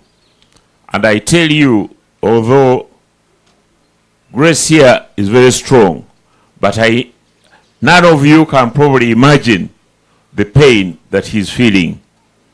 It is very painful to lose a child, and for that we're very sorry. We passed on our envelope yesterday in church, and we pray that Brian's soul, the body is now gone, but the soul is still alive. Those of us who believe, I pray that his soul is there with the angels, and that we shall all meet Brian in the afterworld. May his soul rest in eternal peace. Thank you so much. Since they serve humanity, we could bless them with another hand clap so that they can bless humanity in one way or the other. Thank you so much. Owechitibwa, allow me to mention this. As Ankore, as Mbarara, we shall never thank Rotary enough for the day you had a conference at Las Vegas. Yes. That day kick-started that wonderful hotel of ours. And from day one to today and tomorrow and maybe forever, that hotel will never go back, because you blessed it with blessings of people who bless others. Exactly. Thank you so much.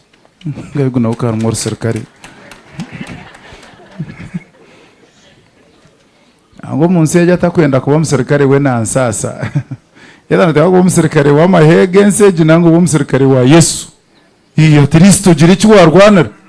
Abasirikare ba Yesu abaryaha mu rwaha muterere kamanda wito mu ngaro zamani. Tukireba buri umwe mu sirikare. Asante sana. Hata echo bakihire. Jo training ne yankai. Yes. Thank you so much, and rightly so. Kano Dr. Mugume yatakugambire ngwa kano tokachumanya. Nabwe yatagambe ngono doctor nabwe tokajirota tokachumanya kiruma isango natura life nongero organic. Okutura life etari organic. Wotachumanyire kifuba na chikumanyisa. Kana wachikumanyisa shanga kitakwinira mugashabu ko yachikujema. May I invite all of us to clap God for the gifts He has given us since morning, including a good weather, good people, smartness, calmness. Mention it. Noreba audience oreba ngurhangarni to sincerely. Yes. Green Label Services Limited, we are grateful to have you here, and I would like to invite the one who is going to represent Green Label to come for their speech right now. And we are honored to have the Honorable Alex Nio to come and give a speech. Yes. The Honorable Alex Nio, we are glad. The other day at home, they gave a speech. Yesterday, they did. And today, we have Honorable. 20 and more years of good service is not a mean achievement. Yes, we could thank them for the job well done. There are companies that start and die in 1 month.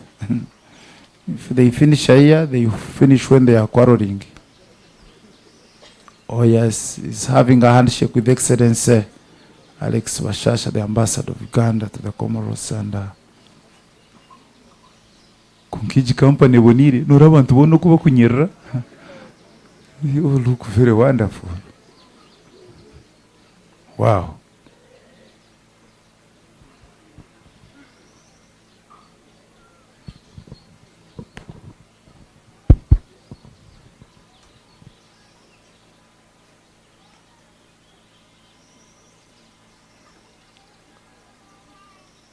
Abanyadini mwena muli hano,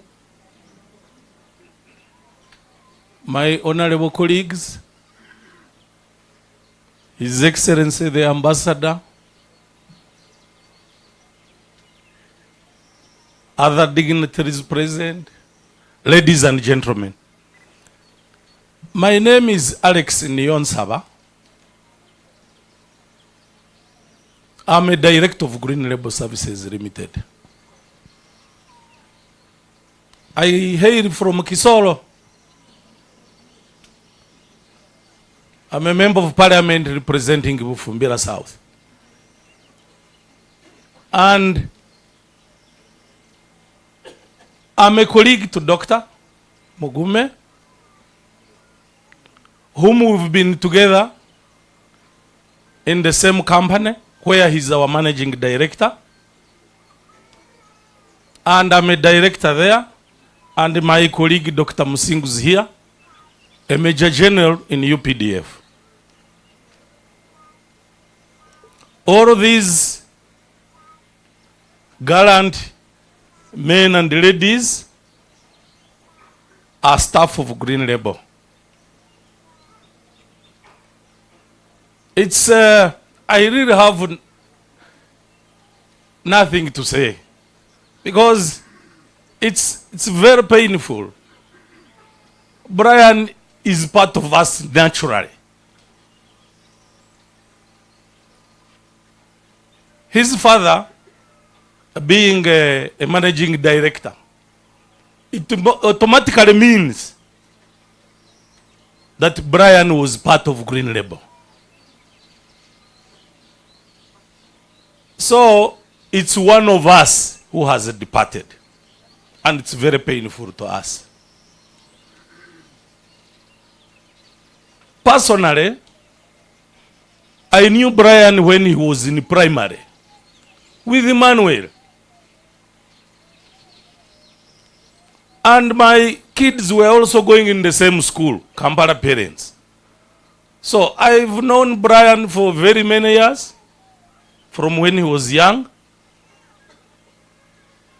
being close to Dr. Mugume. As you might have heard, Green Label is 24 years old. And we've been together for all that time. And it so happens that I also worked in defense for another 22 years. So we were together in Green Label, we were together in defense. Now, I got the sad news last Friday when I was in Dar es Salaam on official duty. It was so heartening. I don't know why I had that false confidence that Brian would eventually come out of the hospital. But unfortunately, what God has planned, you can't change. And we must all understand that any time is your turn. So, as the Green Label family, we are so touched because one of us has departed.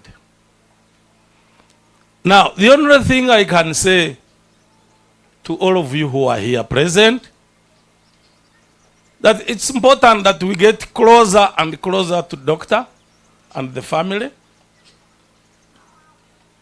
because they need our prayers more and they need us to be with them more so that they can heal faster. The Rotarian here has said that, you know, when you don't heal fast, it can take toll on your health. So it's important for us as colleagues and friends to get close to the family of Dr. Mugume. We support them so that they can heal as quickly as possible. I will not take much, only to thank all of you who are here today, and the Green Label staff who have managed to come to pay their last respect to Brian. Thank you for coming, and thank you for that solidarity. It would have been Doctor to lead us here, Dr. Mugume, but unfortunately, you know what that is.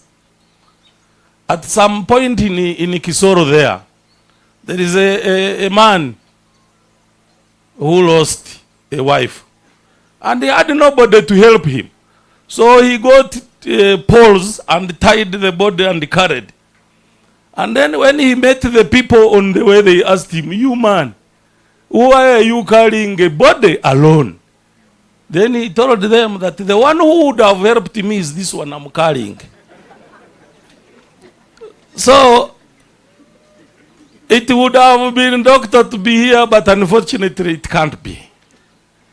So that's why I stood in for him here, and he says something to all of you. Thank you for coming, all of you, and may the good Lord grant Brian eternal peace. Thank you. Thank you so much. Kindly bless them with another big hand clap for the family they are to Dr. Mugume. Ogomunya kisoroka yabaye inamani. Tinkwetaga kumbugana namutiniraho. And Honorable Alex Nyonsaba, thank you so much, and we love Kisoro so much. My first time to Kisoro, the road was still Maram. I repented my sins 5 times before I reached the town. Before the corners. I saw God and Jesus at the same time. Eria kona ya kanaba apana. Kai fena terom kazi wanje sumuntu nanti izire enda yoyine ogizareji. Ai kuza kugaruka basi kabanze kakora mwete dene kasharakareka. So could we thank again our current government for the social economic transformation. It is now tarmac. You can move there at ease whether you are driving a Vitis or Sino truck. Representative of the godparents. Yes, Uncle Koroba, please come and say something. Mwizina lyabema ojire chiwagamba. If you don't mind the shed.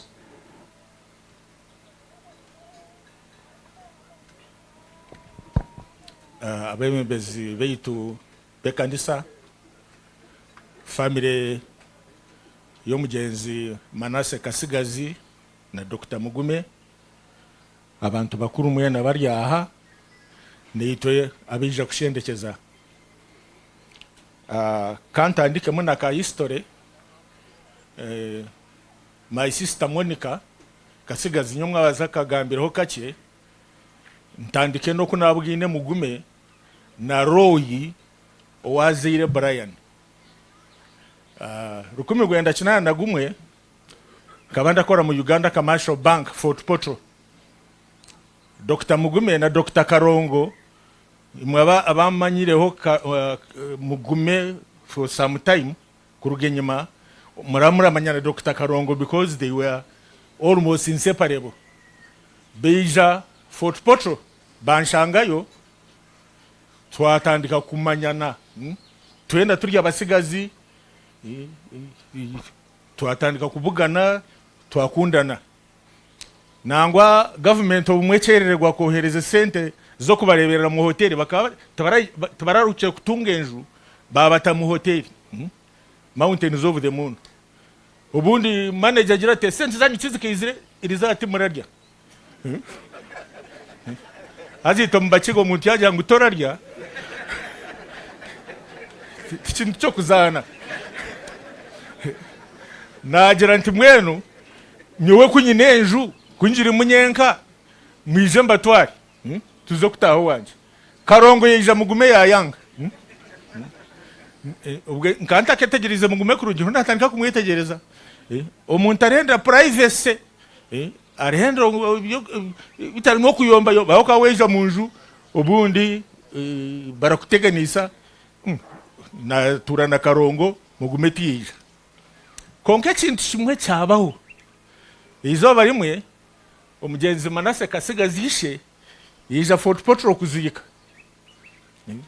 yija Fort Portal kuzika wenda jakataramanya ngo bamugume tibinenje yashanga Mugume mu hoteli kandi kimwe no araza musho Mugume yangira ati muzeye yija nasa kuraro wawe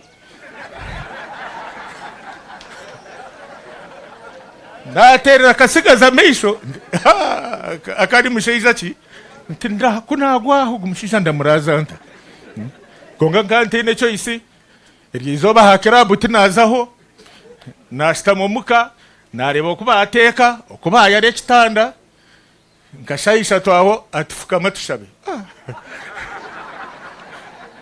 amajuna agahura cement nkante namuna kapeti twashaba twabyama beitu orabyama umushisha shogo yararata mwabatura abaha muramanya kasigazi was upright you see him is upright and tall karaika ngakuri so kasigazi yandarira so from that time yona Mugume twahikana munonga konkati na rosire yagenza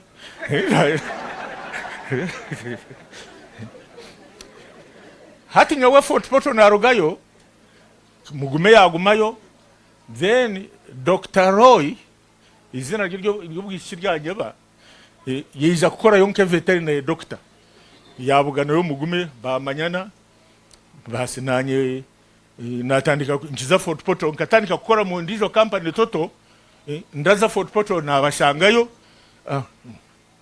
so eventually NRA kuyayika Fort Portal Dr. Mugume na Karongo baza mahe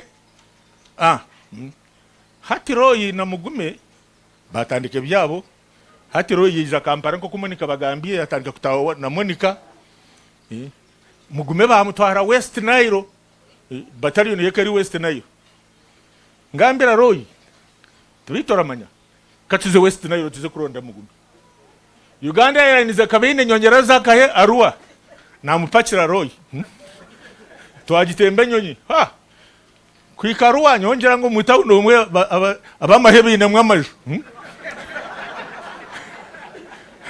kuza kubuza ngo barye onyuma yo mugongo ari akagongo nkokwe guniyo bari hari yamakashi ngo bari mu kishaka kahaya karo ugu munyankore kazishinaza kumutanka konka mbona ho muserikare ndangwa ndabumanya izina konka kamazina kangareke mujenti wo baramanya Mugume ati kamwino mu battalion nawe karyo munyankore areba ngo ikintu ni cyango ahiruka mbona Mugume yisha nebijaro byabo bitogize nenji barabakwa baramenye ko barashobye biro tabaho kashara hatshi Mugume munywani wanje kuwashwa ibintu umuntu udakuretera konkandi abashemerirwe bombe bashemerirwe kwata tubaboneraho kurara mbasigayo inyonyekera garuka njikwata mbasigayo and Mugume kangambiraho one time that day was a game changer ekimuramanya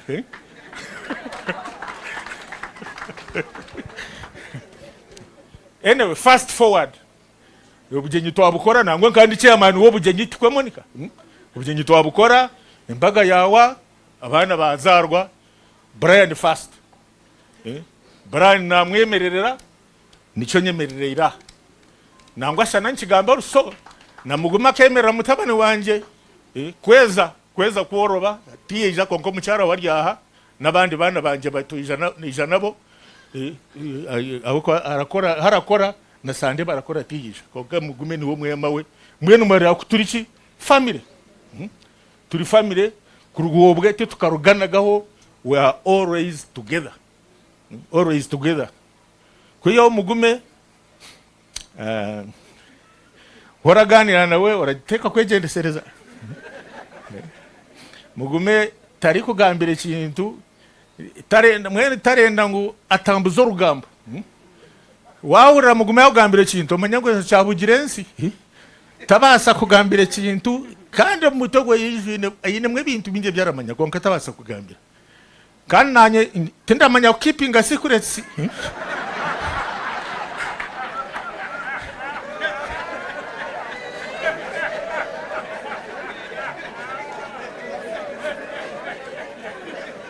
nangone zanje zirandema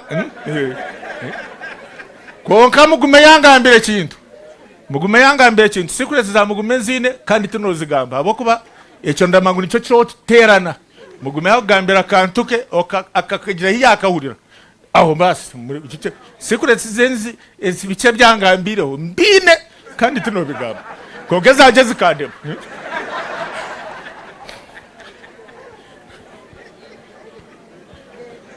When Dr. Camp kari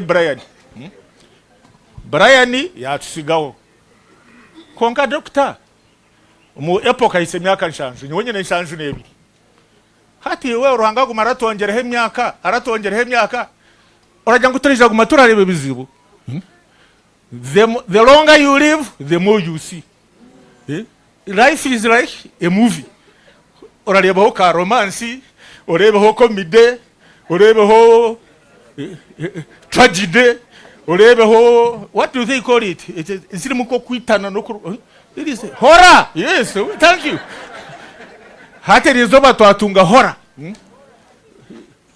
nkobu wabugana ro yindaja kakaba ka romance ejo ni ka film karungi so obu turashabarwanga ngo atongere myaka aba Americans bayisengu aba America barajya ngo we ain't seen yet turaza kureba ibindi Mugume hame ubu turashaba ngo ruhanga tongere myaka kandi ndidi ruhanga tongere myaka ebizibu turaza kubireba nabwo eco yehangane eki nacyo cyabaho kihingure tushabe ruhanga tongere myaka finally oyitu bakariyo umwebembezi wedini abaramanywa munonga Reverend Ibrahim Zaribugire mukamhuriraho wamani itobwa arabo mu abuntarebireho abanyankore ba Reverend bamani naye munampuriraga nka banyenzaki tinkamurebaga okushagara banguri Reverend wamani hari she wa direct kakuru babara mweto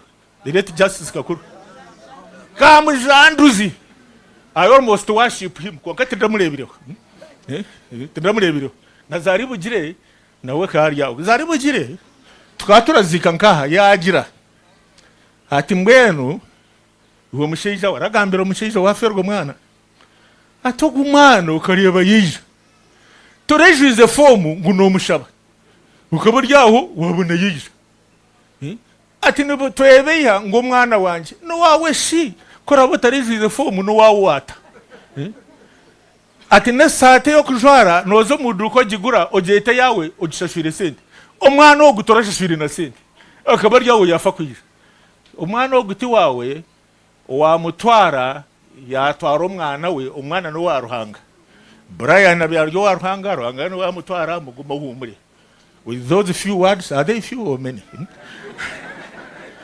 May Brian's soul rest in peace. Thank you. Uncle, thank you so much. All the Bachiga here and all of us could give you another big hand clap. And indeed, yesterday I confirmed you don't keep secrets. Because when you are the chairman of His Excellency Bashasha's function, I was the MC. Nyuma abaziyo kwambugini. Anje ngo lyaho umushija gumirewe. No shanka mugumera. Mwe byagambire tinda bikozire nko kuyabe nabyenda kandi akakibika dena kingambe nyuma aziyo bwa nyuma y'umwaka. Oh my God. Webare umbugambo byawe haba harimo engeri. Nitwenda kureba Yesu habwo kuba obwire n'amagara nibwira mbwenu nitwenda ngwatuhamanige okwikiriza kwitu kuhame okwikiriza kwitu kuhame nitwenda kureba Yesu habwo kuba twinena kunemira banamu ebindi nobu twabirabiremu konkaha kiriyebi konkaha kiriye biri kwija nitwenda kureba Yesu habwo kuba niwe rukiro rugumire kutumureba okufane ndwara tibibasa kututetemesa basa kututetemesa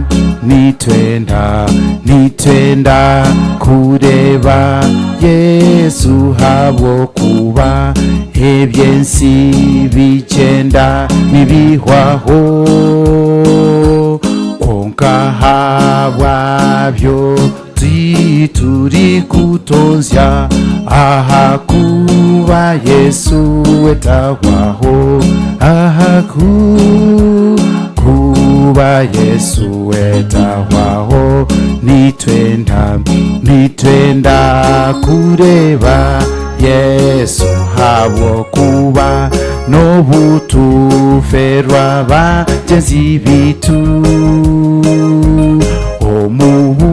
omuhusasi bwitwa tuhumuriza titutonzya tugira masiku titutonzya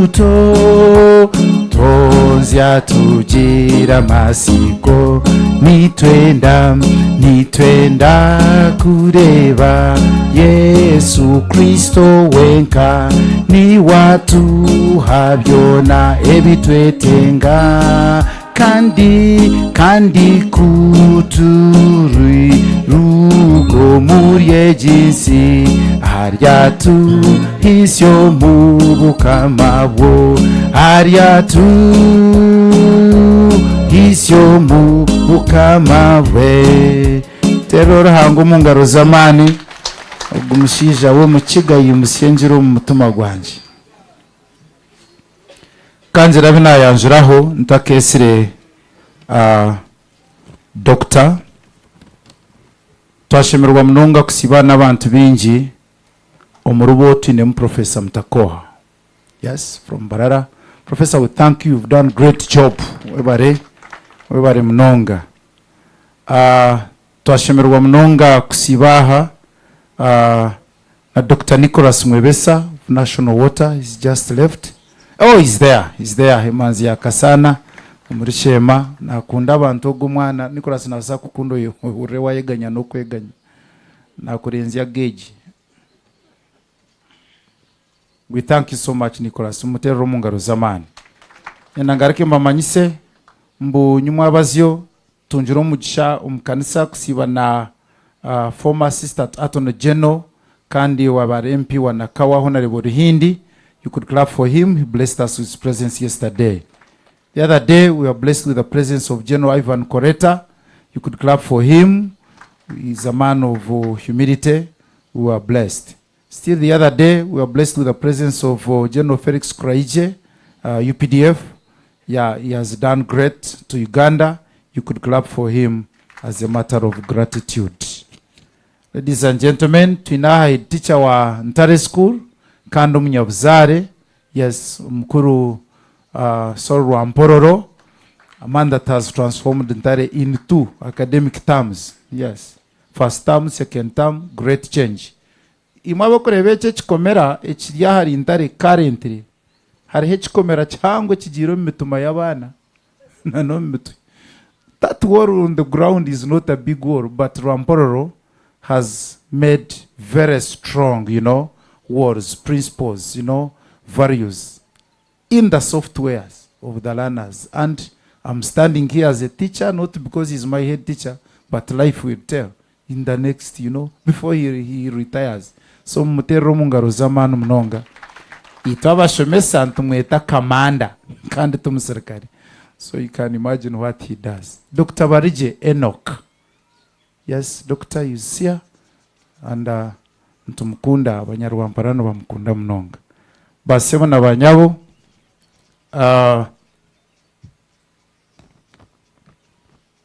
ninza kutwara umugishogu kweta Uncle Adonia, yeah, from the maternal side, to come and bless us with his remarks. Uncle Adonia.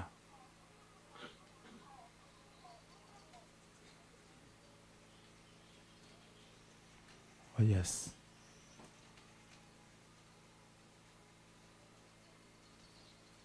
Kumbambumba tirwe Yesu tinyewa masiku kandi tinyemereza omutima ahakubaniwa uli omumikono eya Yesu wenkatagire chatina kandi muhumuri ya amararuko. Thank you so much. Thank you, Master of Ceremonies. Antaka jizirete na agamba arho omwana wa obokweta Diana okuzire n'omwana ogu yagira ngo yanshaba ngo agire cyara agambeho kandi I'm a law abiding citizen. LC chairman yatweda chika zinga itano nabwo echo ntuzako bagana kandi na murumuna wanye nawe yagira ngo ine cyakwenda gambeho. So kuba raheze ninja ku winding up nabaha edachike mwene chweka buri omwe nasigaza ibiri. Diana arahi.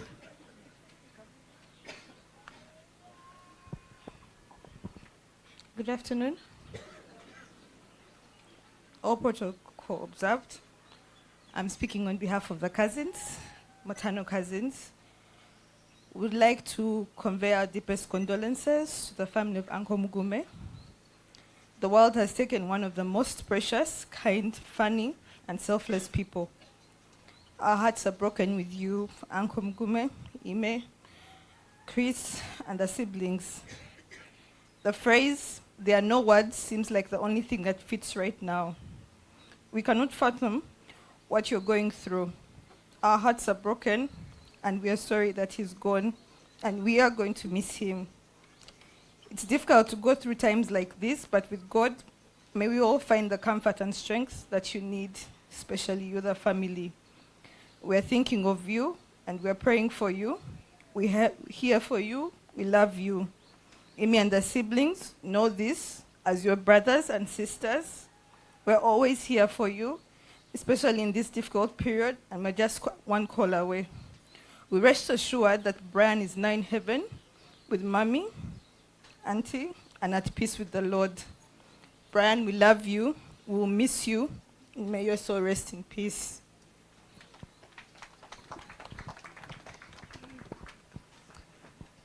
The clergy, Dr. Mugume and family, I also tried to say a few words on this occasion, the last occasion of Brian. My name is Deborah Mwesije Marirosi. I'm a sister to the late, and with me is Ruth, Omara, and Sarah, who are sisters. The good number are my brother Emmanuel and him. The rest, most of them are cousins.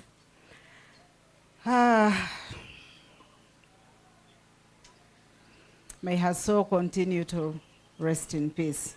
We've definitely known Brian from the time he was born, and he had a special relationship with each one of us. I can say that as we normally pray that may God meet each one to emulate that in person, and he kind of would meet each one of us at a point. Said here, to the older ones, he really was, again, able to meet them at their point of need. There's a time we had a mom in Kampala, before she passed on. Brian would pass by, and I thank you, Celia, and the rest for teaching him the Runyankore, because that made it simple for him to Brian's mom as a matron. And we had a lot of interactions with the family, with as from childhood, Christmas outings. We would plan not to cook at home and plan to go out and have Christmas out at a hotel. And most of the time she would suggest that. And we did have those memories. And it's good that were able to make up those memories. At one time, Brian and the brother asked me a question like, how was our mom like? They're telling me time about to end. How was our mom like? I tried to explain, but I could see the heart of growing without him. But despite all that, Brian grew up into a jolly young man, and his trademark smile, hearty laughter, will and willingness to have a conversation made such moments, any other moments, like the time he would be not well, much lighter. He loved to talk, he loved to make fun, and we did enjoy him as we interacted. The last time I visited him in the hospital, he apologized for being not able to talk. It was hurting. As his godmother said yesterday, Brian loved the Lord and was interested to read the word and to learn, and also cherished prayer. He would ask for prayer with me. So with that, we are comforted that since he committed his life to Christ, he's now resting with the angels and to the Lord that he believed in. Brian, on behalf of your maternal aunties and all, may your gentle soul rest in peace. Ese tuzawayo ate chingu za gamba urujungu turuhurire nyo mwabazi yo muri yo mukanisa tubine konka yokanga mburi nyankore nyenda kureba ebintu bibiri ebyakozere Brian uko yabirare n'abana ba Dr. Mugume ko yagira umukayitu twamukunda yatukunda kandi omububi n'oburungi atahane itwe ekinani ngamba ebintu bibiri ishe wa Mugume akaba nakora haburebeze bwitu mwena nimukimanya tata amakanisa gagona kurugantunga mukwija kukaka kigani kweyongerayo nuwe ya binagatandika mwene yoni ndeba ngo umuntu we no rukugendera na mukama ebirunge byakwihamu nebyebi abana babona Dr. Mugume ni kusima munonga aboko okabafaho wabashomesaje nobwo mukama yamweta arho mukama yakusigira nabwecho niyenda kusima abo bona bakwasize kuyiha munyanyazi akurugaho mukama kamutwaro mwanya ogwarumu konka abo bona bakwasize umukureberera abana aba okabasya na kushendekereza ogu bona hamwe abo kwatiyo wenka nabwecho tusima ne kanisa tusima na government ekutaho obusinge nkobu obutukugambiramu Brian tukushabira ekyumuro kirungi.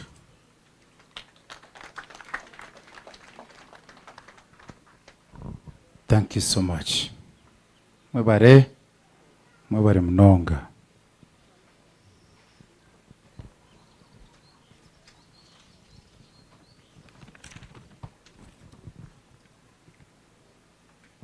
Kantware omugishogu ku bamanyisa mbu nuturero ku hendera speeches kandi indeed ntakesire Dr. Mugume mbamanyise ngu abantu aba bahandika ubutumwa bwabo mu bigambo byingi tinkuza kubishoma byona ninza kujajura mwe bukuru abo kuba nimanya ngo bambenda kubuhurira umwe ko kubota bushomere banyiga kandi it is not okay so mungu misirize mbushome aba naba Masha Nyakakoni Isingiro district nubashasha nekeji aba naba family eya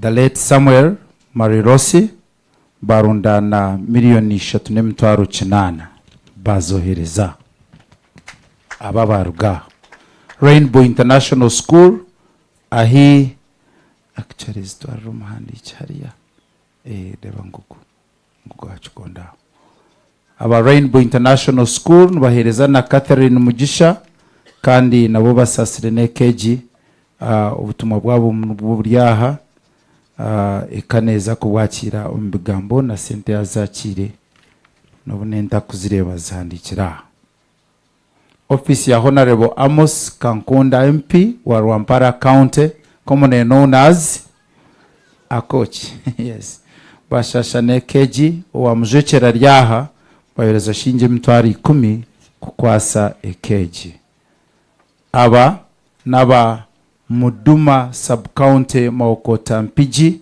Mbugom family ya the late Chibicho Nathan boherize miliyoni 2.3 mbansimire n'engaro mpango aba Green Label abarukora na doctor yes batire mno mushororongo Ecclesiastes 12:7 bayohereza miliyoni 1.8 kandi Disan Semaganda Human Resource Manager nwe abisayiningire kumwagarika mukabansimira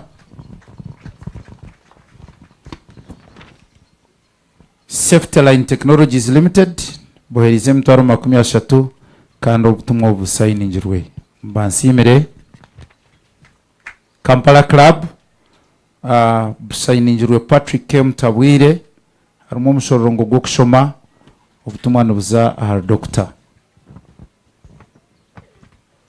Albalik Motors Limited nimwazi tubetine managing director wabo Muhammad Shahzad Ashad kandi batire mushirinje mtwaro 50 Buildnet basasire nekeji bahereza miliyoni 1 ubutumwa busayiningirwe Dr. Ibrahim Simaganda managing director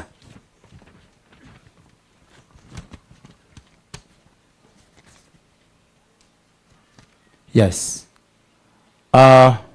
Dr. Unchirize Shaheji Nshabe twena baryaha umbigambe byagambwa na speeches zagambwa zayoreka mwiwe na niwokori na nokori kutwaza na nokokunda abantu mbweno takimchiri onyikirize abaryaha barukusimire byokorera abantu nebyokorera nokoyetwaza nokobecho kureberaho buriyo mwayihengaro kuri yo mutumo munda tubanze tukuterera ngaro mpango nyingi for who you are to yourself, to others, and we are grateful.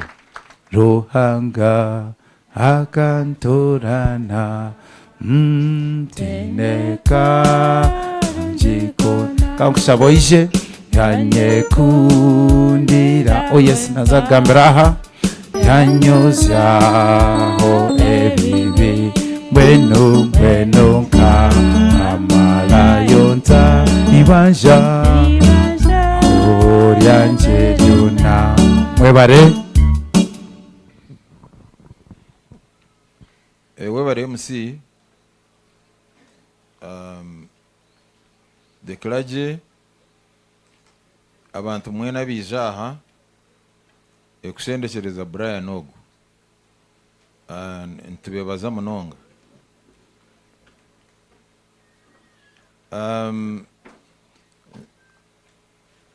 Ntakagambira ebintu bingi abakupakinga kumukubana mu parkinga nka magrasi nari wano parkinga nari za ready yo kuzikwiza zipakingire no yarazijo muri bintu byo kugira ngo bitatka. So imwe abari yaha nimwe nuko muri nyuwe hati ndi delicate. You have come to support me. Nimbebaza munonga. Ekindi ntakagambire bingi nyowe nkazo mu mahe 85 amahe nkanta aho se wanka bakahumura ariya ranka ki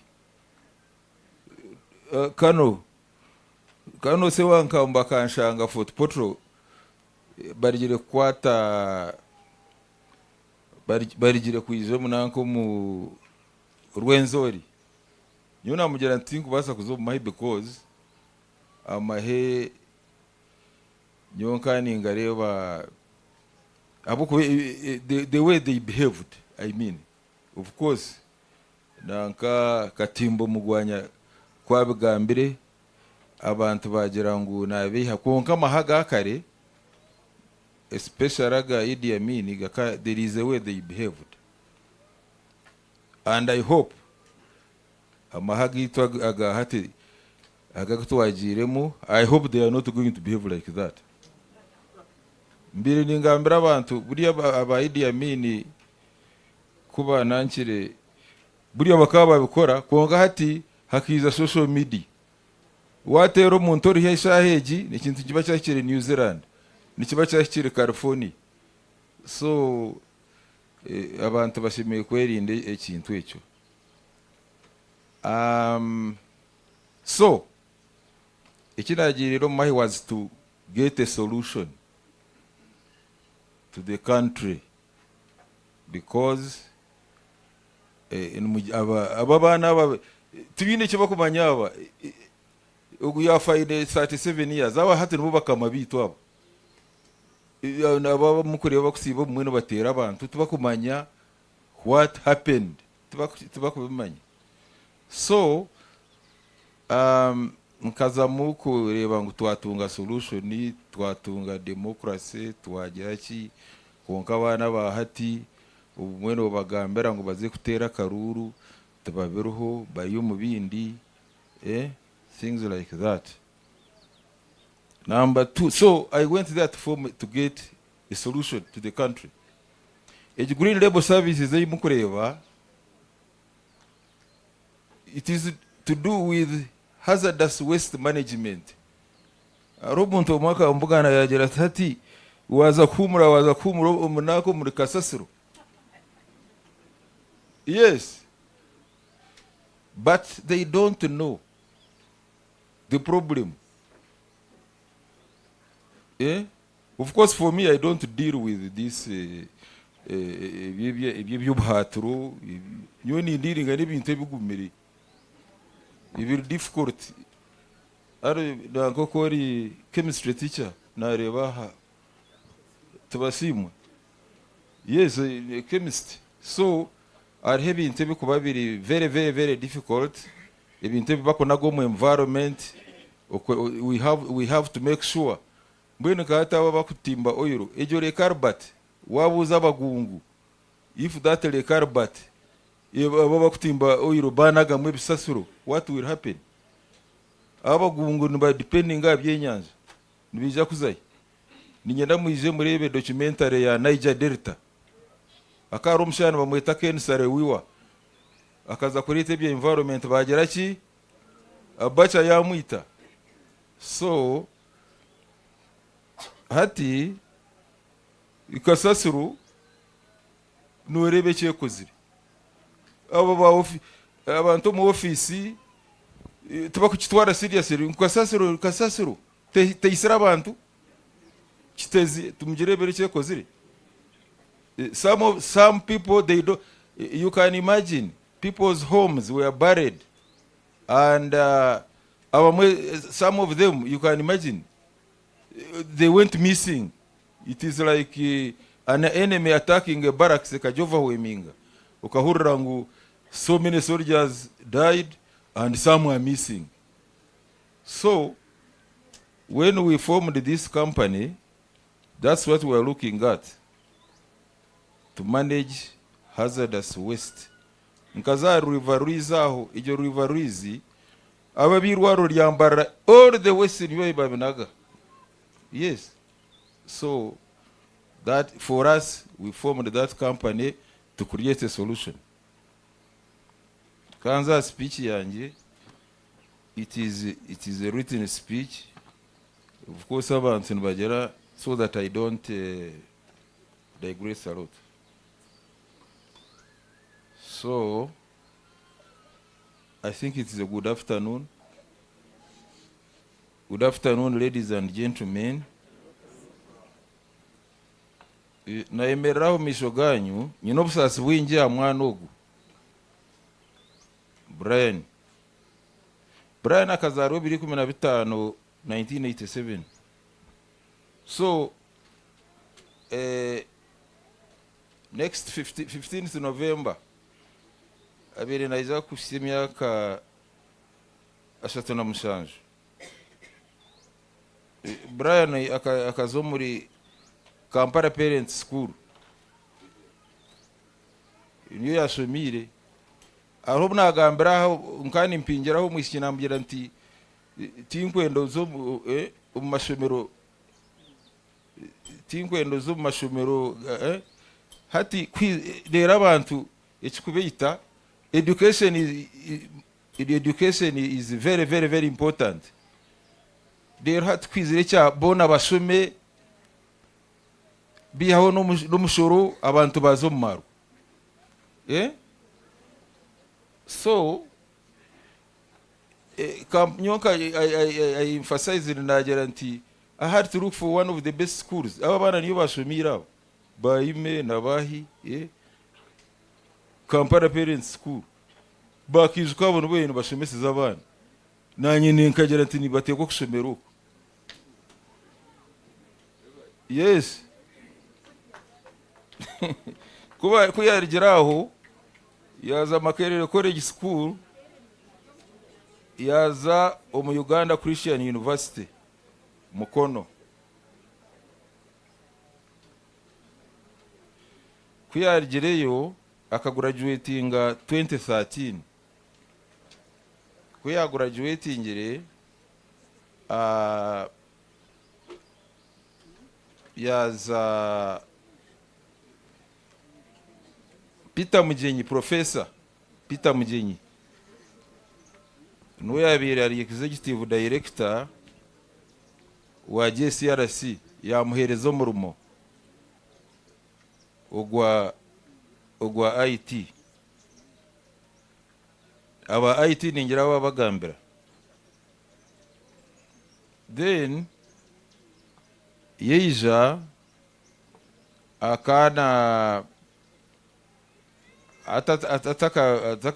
ataka firobu abire na pursuing a master's degree in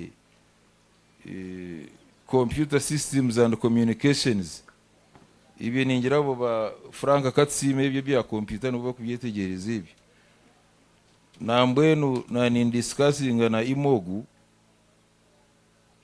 ngo tutandikeho no mari kibakwita mbwena karo umushana bamwita Cecil Rhodes wa South Africa akatandika ikintu kibakwita Rhodes Scholar na nyingera in my umbuke bwanje nanye nani saving akasente kake buri kwezi na nabahora babanshabire ngunye yongereyo ubona nanye tinko basa kuronda of course nkataho bayime nabo ba Sophia no mushomesa tukubasa kugera contact twatandikaho tukaronda nk'abana bo mu IT no mahatizire ikintu kiba kwita IT then hariho manya artificial intelligence nyo tinko bimanye ibyo reba nimba nindwana nabo mu office yanjye aba imbyera nti ngo bansendingira mail nti nyoni nyenda minutes zanjye mwa discussing mbintera desk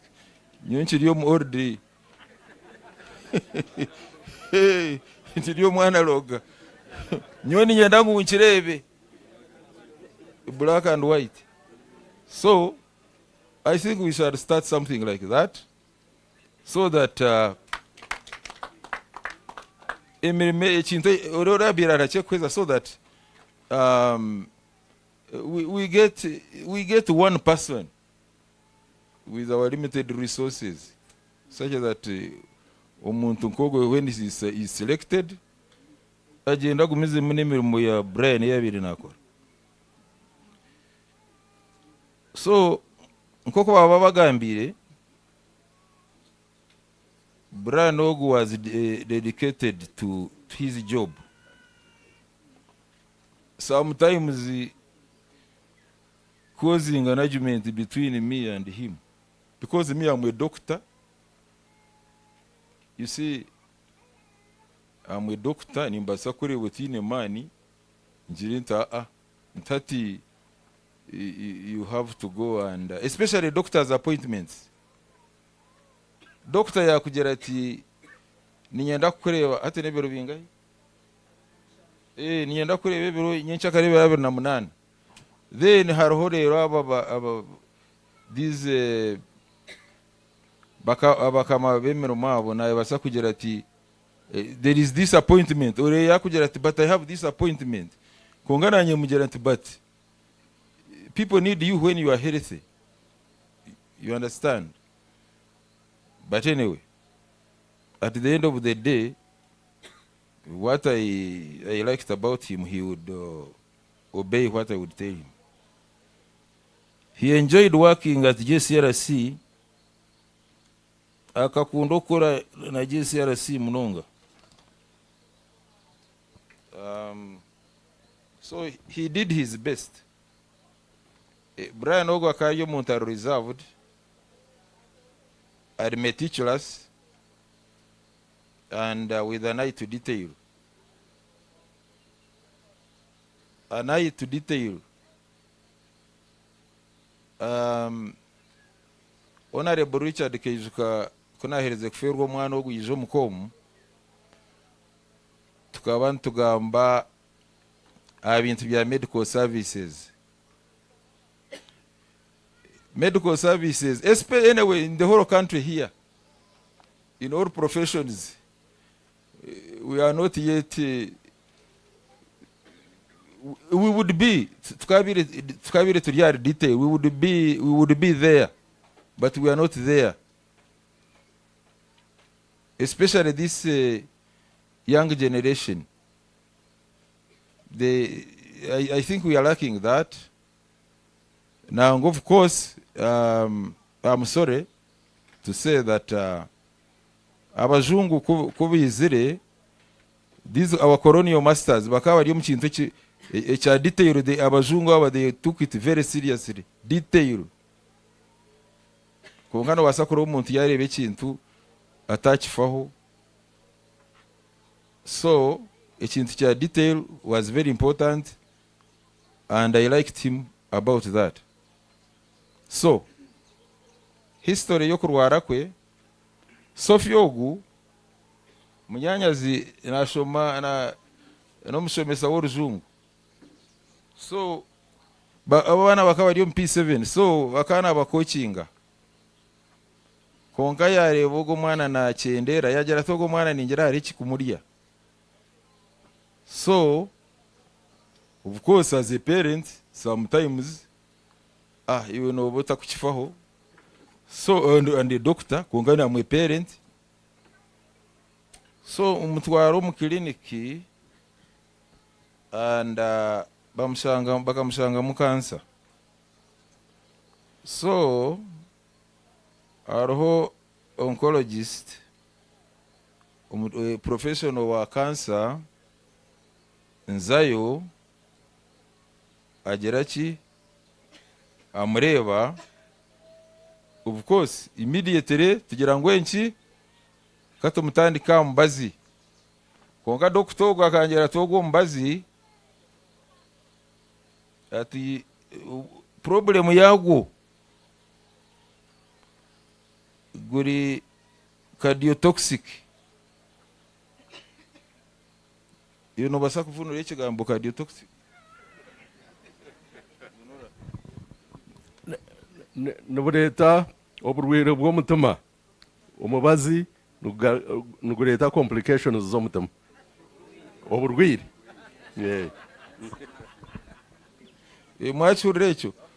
So ato you see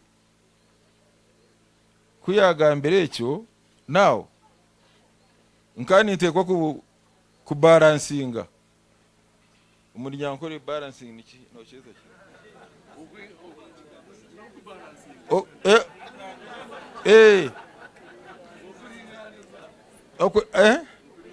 okuringaniza. So hati mbere ningambira abantu hati enzoka yabe yo mu the pot you love, what would you do?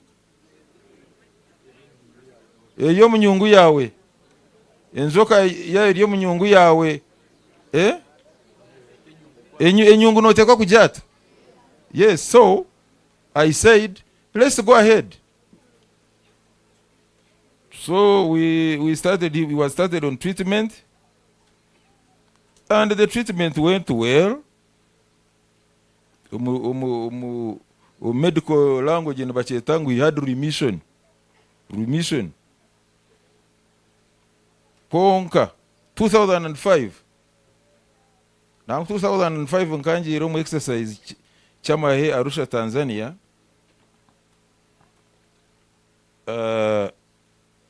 Bamutwaro wa Dr. Morozi nomushaho w'abana, and he was my classmate and roommate at the university.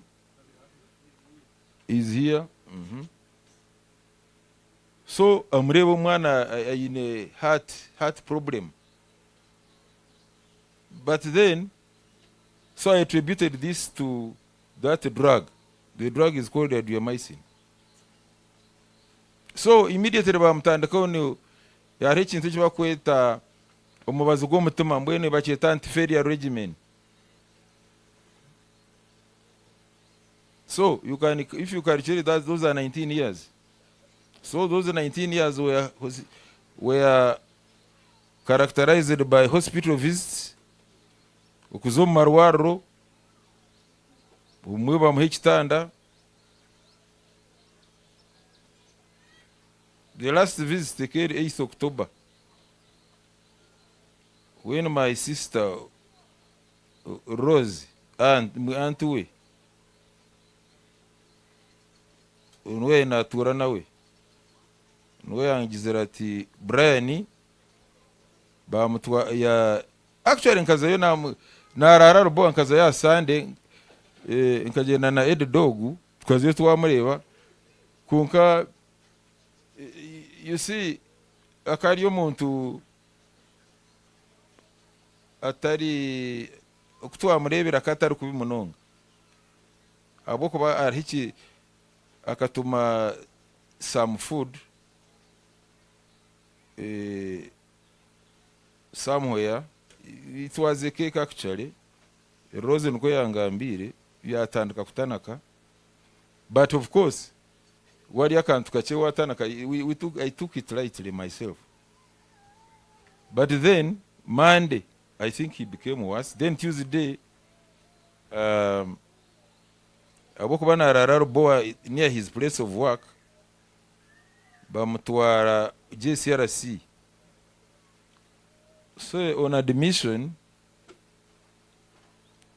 Sister Deborah Masira advising ngo bamutware umwirwaro actually Victoria Hospital eri Rubukoto, and there is a doctor called Barbara Kakande. Nwe yabiri na murebera amutema kandi ari kumadvisinga what to eat, especially what to eat. No manye bintu byo mitema now hakiza fast foods. Ebyebi bya fast foods ezo take away. Ibintu byo byahangire aba bana batono babikunda kongati ime ko kumugira ko kumweta umwana agira they are adults now. They are adults. So he was admitted in ICU, intensive care,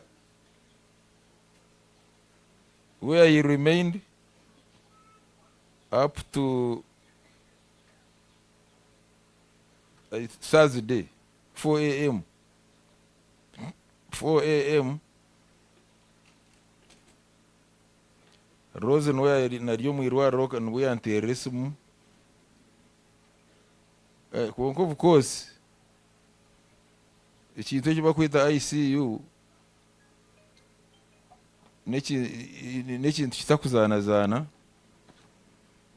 kandi of course ba members ba Rotary Club yanjye ya Muyenga ningira abomba bakana ba complaining ngutinda bagambire. Actually on 16th tukabantu meeting a governor witu no manya Rotary erimwe abantu abo governor, president n'abantu bakuru munonga. So because he was in ICU, intensive care, ati we mu intensive care umuntu twara ariyo mu intensive care ata nimba niza kubagambira ki twamutayo intensive care umahanga ganda marwaro. You are not supposed to even to visit the patient, to go there. Although when I was there, akiza mu murwire nareba the whole corridor yizura abantu nagera into what is this. But of course I blame the hospital, they are not serious. At this point ninyenda kwebaza Brian's employer, Joint Clinical Research Center, aba yetegerize kizibu cye, aba mwikirize, and bearing with him echo ningira ki Duncan orujungu no interpreting otecho kumugumisiriza ninyenda kwebaza Dr. Peter Mujenyi wabira director of JCRC at that time wa muhiro murumo, kandi Peter Mujenyi kuyahumwire ya handing over to Dr. Sise Kitio, who continued working with him, and all the staff who understood his problem. Arho Deborah nangu ninde yatoroka yagenda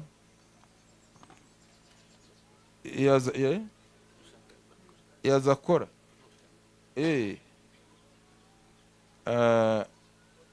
akasha Deborah Masira is a sister, is my cousin.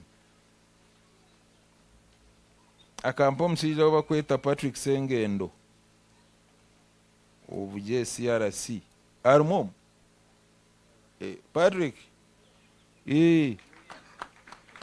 ogwe niwe namukwasize. You see, they will tell you that hati echabireho omwana kwakoza somewhere, if somebody goes somewhere numukwasa omuntu kuguma na understanding a problem ze nagera ki namuyamba. So kamukwasa ogwe Deborah niwe yangambira ati Patrick Sengendo twamukwasa Patrick Sengendo nangu Patrick Sengendo yakije umuko wanje nikani nkitura kisasoku twazo twabidiscussinga nwabire na rebera I mean in case Brian yagira problem nwabire na murebera.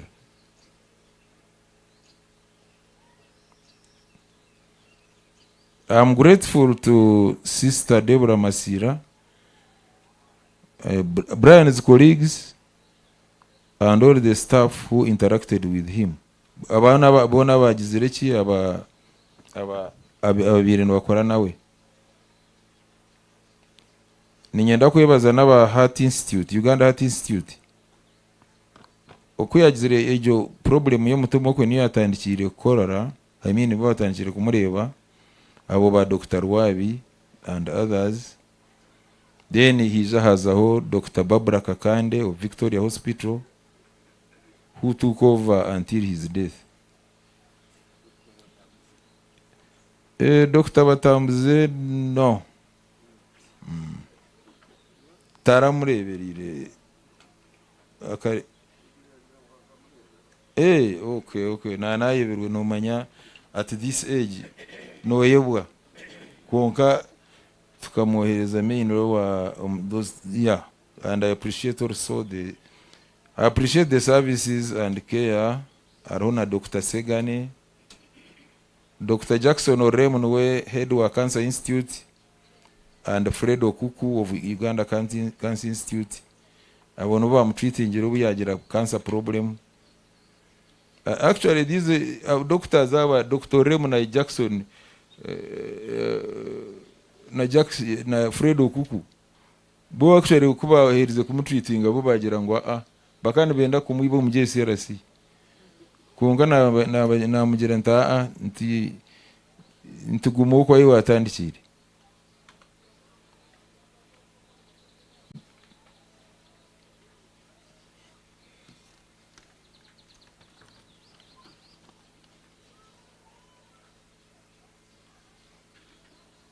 With the 19 years of treatment, I appreciate the support of UPDF medical services. I support the services, also my family, my late wife Angela, my sisters Rose, Edida, Monica, and Sophie. Brian's siblings, the friends, my driver wanje wakweta Bright, Wycliffe Bright, in a way he became part of our family, so I have to recognize him. He has helped me a lot. The staff and management of Green Label Services, and my fellow Rotarians. This Rotary, when I joined, Rotary namahi, nago gine discipline yago. Ngoko nabagambire bine ba governor, mwena tutwire nkati president ubwo katimbo mugwanya w'ekitibwa. Hata bo manya baronzire na orize kuba next president. Ogwe yemerera nanka Alex Mugume. Boba manyire the next president. Hariho ndizo kandi after that hariho ndizo president. Ibyo mutabinyamu.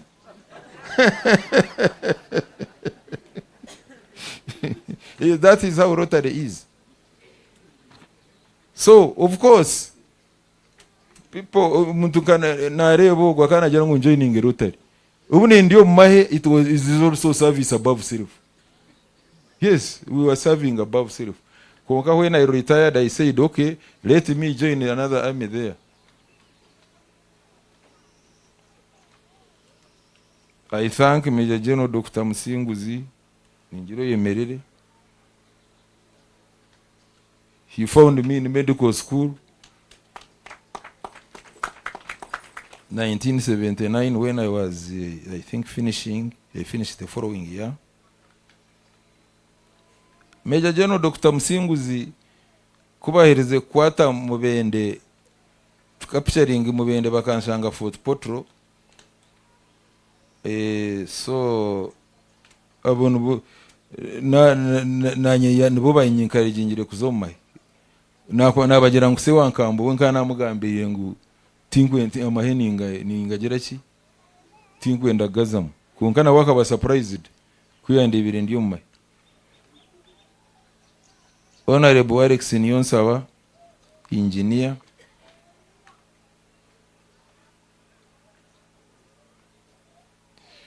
Of course, engineer Alex Niyonsaba, he's an engineer. Dr. Musinguzi is a public health. Me, I'm an eye specialist. So, the formation of Green Label Services was started by us. We started it so that tutaka kwata sente za government. Kwa doctor. Sente za government ezi tuzire hari. So that's why we did that. And Miss Justine Chibito, no operations manager witu company ejo.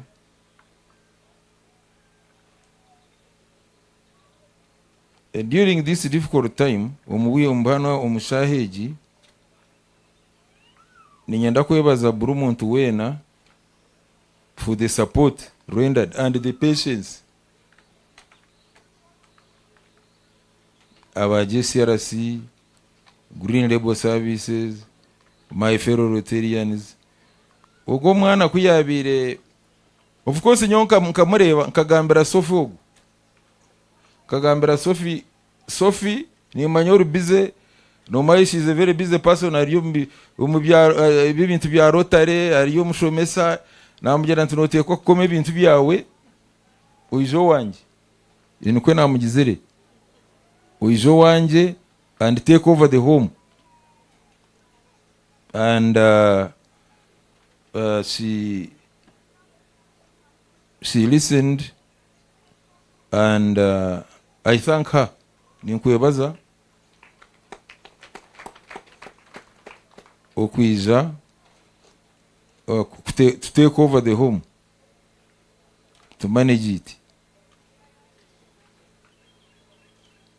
As I said, ninyebaza my fellow Rotarians, friends, relatives, and in-laws.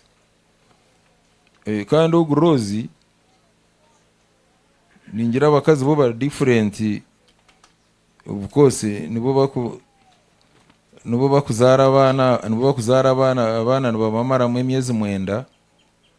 So nuwe yagumire na Brian ugu namureberera nka antuwe ruboa kumutekera, so that avoiding arebe byo kurya bya fast foods. Deba Monica, my sister lives in America. Ati we kuyahurira umwana, of course as a parent akohereza Brian esente, of course yazohereza asumuye umuntu ya inesente ze tukubasa kumugira icyo takiriya. Nuija kuburi yaho noreba piki yatahamu na kefu javazi piki piki ya delivering ati unogamba ki naunga muterese munamugira nti wana ndako mohereze izinyohereze narizohereze rose go takunyesiga zohereze rose So Rosie was responsible to make sure that akorechi yebyo kurya ebyo bitari ebyo muzakefu javazizo. So Rosie ntwebaza munonga abo mu gwokozire ubwo mwana kuba mwadimitingire biro 7th bakamwadimitinge biro mushanju umwa ICU nangu natina nagira nti ubwo mwana weekend eje yakora seje nabasa natera imeti nyo ebyo kufurahuriza abantu nani ndebo ngo kintu ninkisorovinga why konka togu nkagira nti ubwo mwana yafa ntagambira ogu nubabasa kwija kugira ki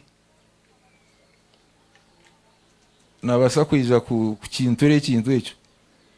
There is a friend of mine who a certain senior officer of Mahe akaferwa nyina ideru urugudo rwa Kampala rukari rubi akakirumwe bina bakurube kubagire kurugana nkeje Kampala kubagire kwikaho bashanga we yazikiri nyina kuba ikaho batungana yabagira kumurene umugira ngo nari yanyuko ikituri cyinshi cya tinkwiza kumentioninga izina ryo muntu ogwe gwate ikituri cye kiriya. So nanye nkanta kwenda ngo imajanye kwase ngutararebere mukuru we ninyebaza my sister Monica enyingarakanye baza abantu mwene no ko kutandika ibintu byo kwebaza umweno y'ubw'abantu kandi mwene actually mwene mwa sacrificing time yanyu kubananya ako nkuko nabagambira mwanshagika nkuko nabagambira ko kubana parking glasses no tamwa amahurire ngo zitakayatuka mwanshagika nimbebaza munonga.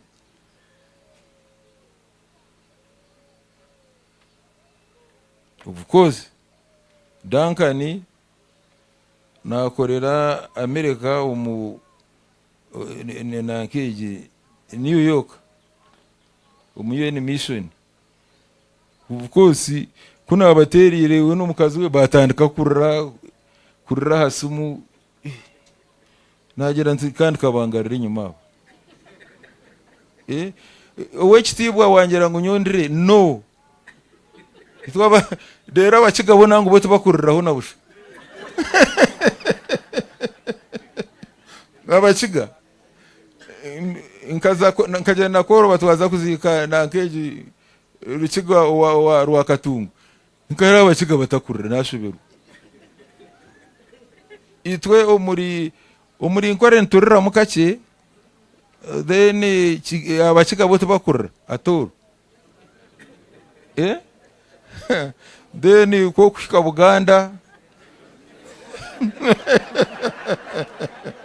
no romuntu yarra omwana abade customer wange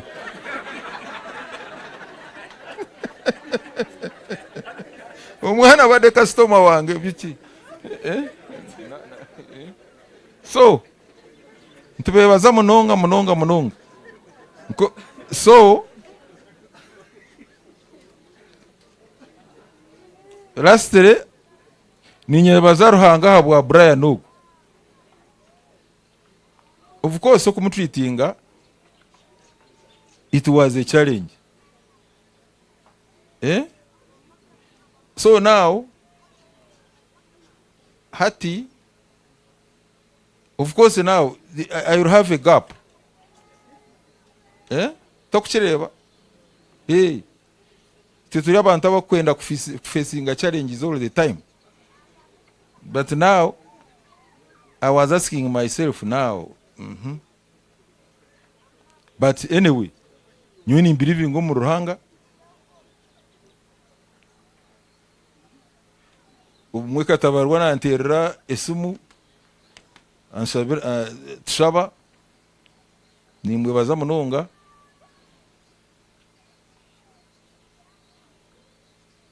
ya mwe bari munonga.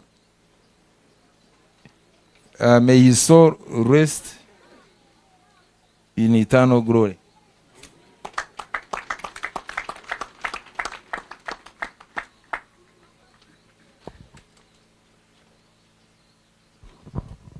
Byone biyandaganise tali bihindura kande china mubi chize haya bareka njire abina yanjuraho na ibirango binakora then kunena kwa zumzindaro abe kanisa ntagaruka kubatamba ikono twashemerwa mnonga kusibaha na mwene of course kuko Dr. Yagambo kubasimo mazina tikabasika konka anarebaha commissioner mu Ministry of Gender and my OB Mume Alex, and is a great friend of Dr. Alex Asiimwe. Please stand up for recognition. He's a commissioner and a soft and humble boy. Okay, man. Tinaha Derwondo family from Kabare, Aporo, yes. Ayibashitami batuhubireho tubasime. Isaac, Kellen, we are grateful for your presence. Mwebare kuija.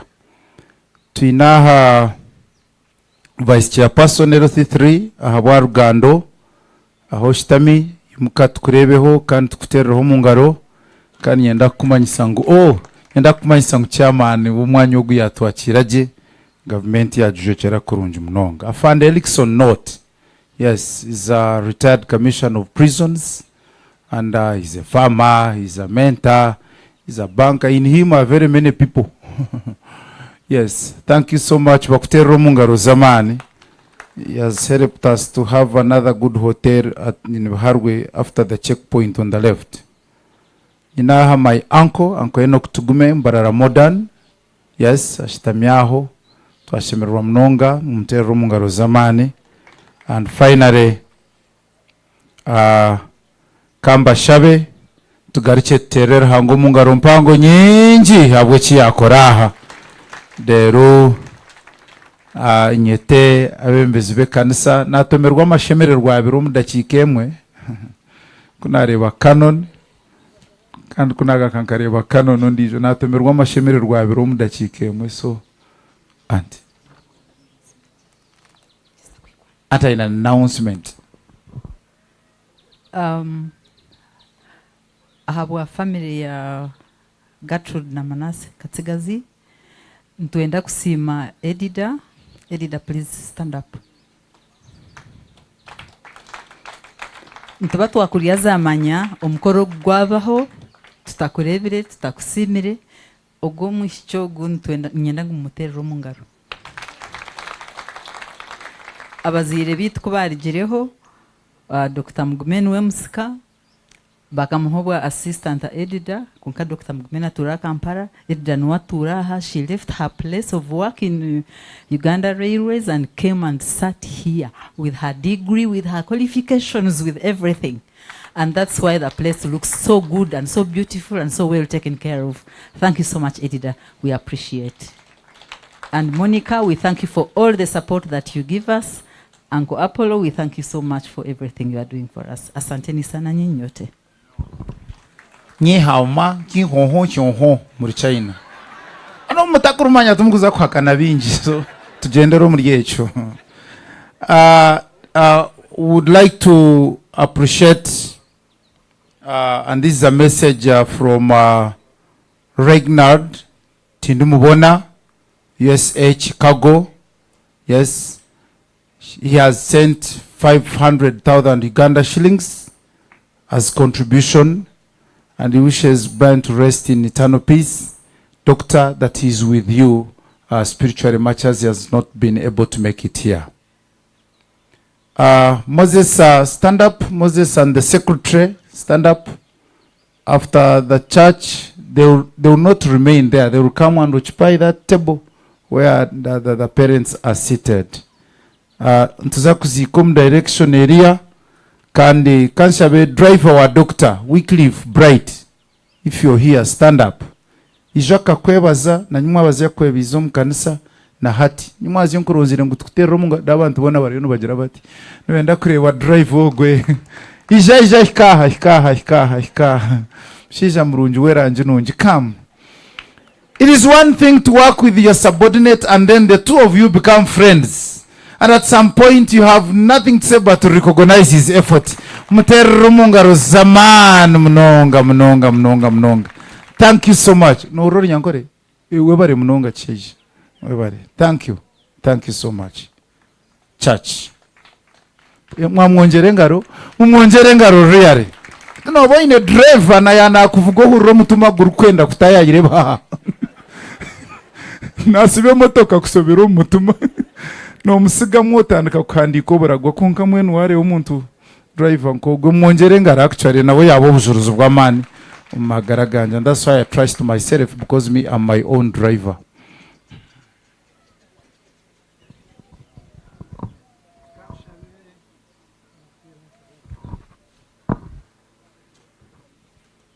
Kansha betere owishe mwogu owatwebembera aza ngo kwaryo mushomesa amazina ge nabweno bagaco mu bugufu na bamweta TP utakamweta toilet paper bweno bamweta Patrick tumwesije mu mutero mu ngaro kandi katungo mu gishara no mukazi wanje Barbara so TP yashwera TB ekayatandika no problem katerera hango mu ngaro cyekecho twachezaje bweno omurumo ogwanje ogumukamanje yankwasa immediate supervisor wanje akidikoni witwa Rotary ya Rwampara no kwanjura bacheho dera bandi ohure wajo tukastanya we Yesu na amanyangundi ya tichecho bishemwe ekanisa Dr.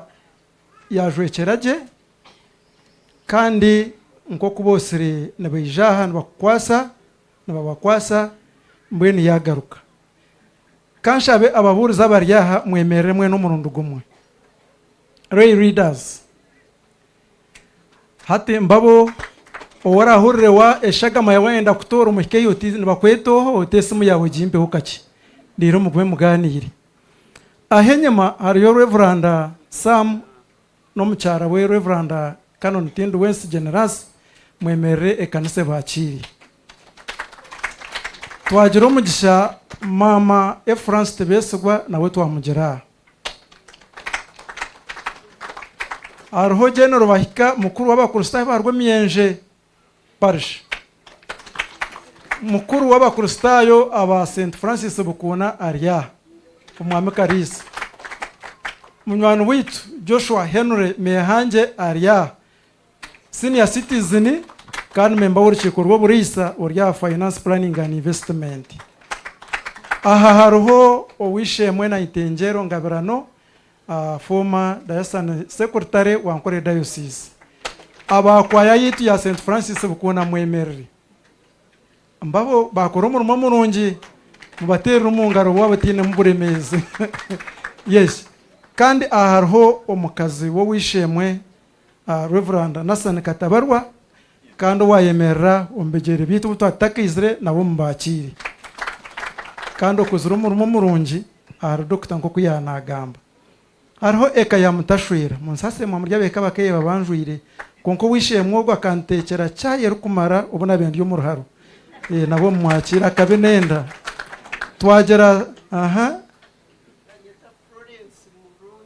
Florence Murungi niyo twakwakira we bari kushtamuje umukanisa twino mwame Manuel natukunda mutabano wa barahisi wati imwe tumurganaho ngugo mu mwakire former head of Rotary enyuma omwami Masuko Rwankore hatogo mushawara yabara kuziko muri Bukuna omanya ngo arwire ningarwarze kanayija we bari munonga kandi nakunde kanisa n'abandi omwami tumwine mukuru w'abakebezi mbwene kanchwe kanisa bashiki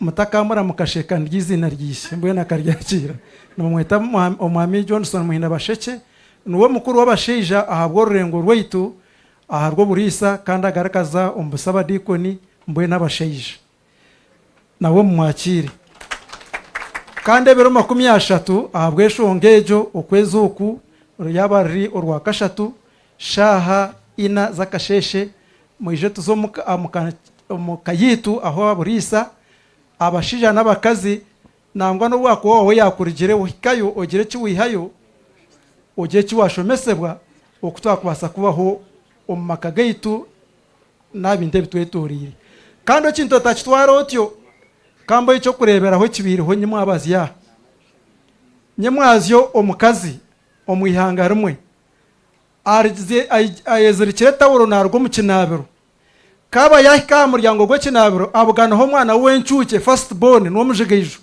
mbona omwana kasheka hato muzire ayoro mwana atandika kumucucuza mutambika higuru kamutambika higuru emirundi ebiri ogwakashate tawurere kuka mbwene hati ekomoroka kekomoroka hato mwana oroda be yakira yigura murekura aza kwate tawuro omwana tagarikire ruguru aferireho echo nchimanisa ngo mweje tuze kongera kutendekwa no kumanya kufata kuturo munsi etawuro yaragara ogirijeho okumoko okwato mugira ki wo mwana mweje mubase okuza kongera kushomesebwa ensite yanguhi turiyo ntubugane uburemezi bwingi then ahabwo mburizi witu ne kanisa yitu yabukuna no manyise bwa kubine hekisibo rwa katano okutandikana na shahina mbweno ni muzeyo urwa katano muze omukongera kugamba narahanga nagira omugisha omushaheji munyikirize nyakire Oishimwe Reverend Canon Pade Karugaba Fredi Archdeacon witwareri kandi ubutumuinaha twinoho bishop mbwijwira kwa nhoyagumere nawe yahuyana aruga katitendereze nutumwakira kote tendereza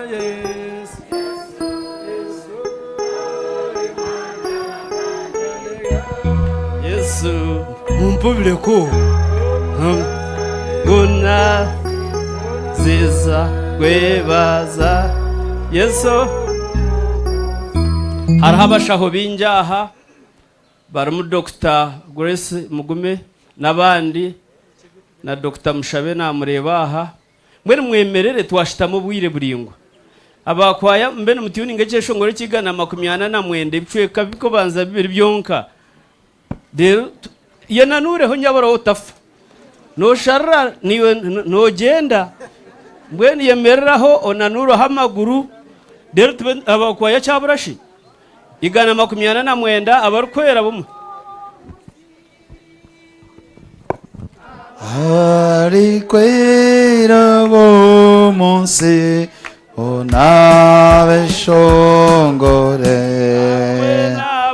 amwe nabo abaherize emirimo ya abe omwiguru twenaturiye ishemwe kanisa abe kanisa ya Yesu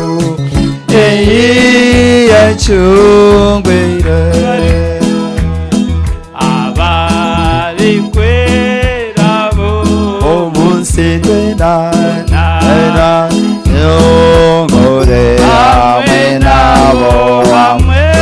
nabo n'abaheriza haleluya emirimo yabo katugume twemerire Reverend Katabarwa atwebe mbere umushaba ashabire icwekeki mwimusiye mitama yanyu tugimusi hari mukama mukamarahanga weitu twakusima munonga webare kutereza ensi yanungi webare abantu nyamwinja ababona abo wareto mu ryo gumwanya ahabwo kwija kuzika no kushendekereza mutahi witu omwana witu omukundwa munonga Brian Asiimwe Mugume bwen tweta koko atereza ensi yanungi mu ryo rizoba okaruhure mitima yabingi ijo taho mitima yeitu turebe bigambo byawe ibyo rukutugambira obwo amisho geitu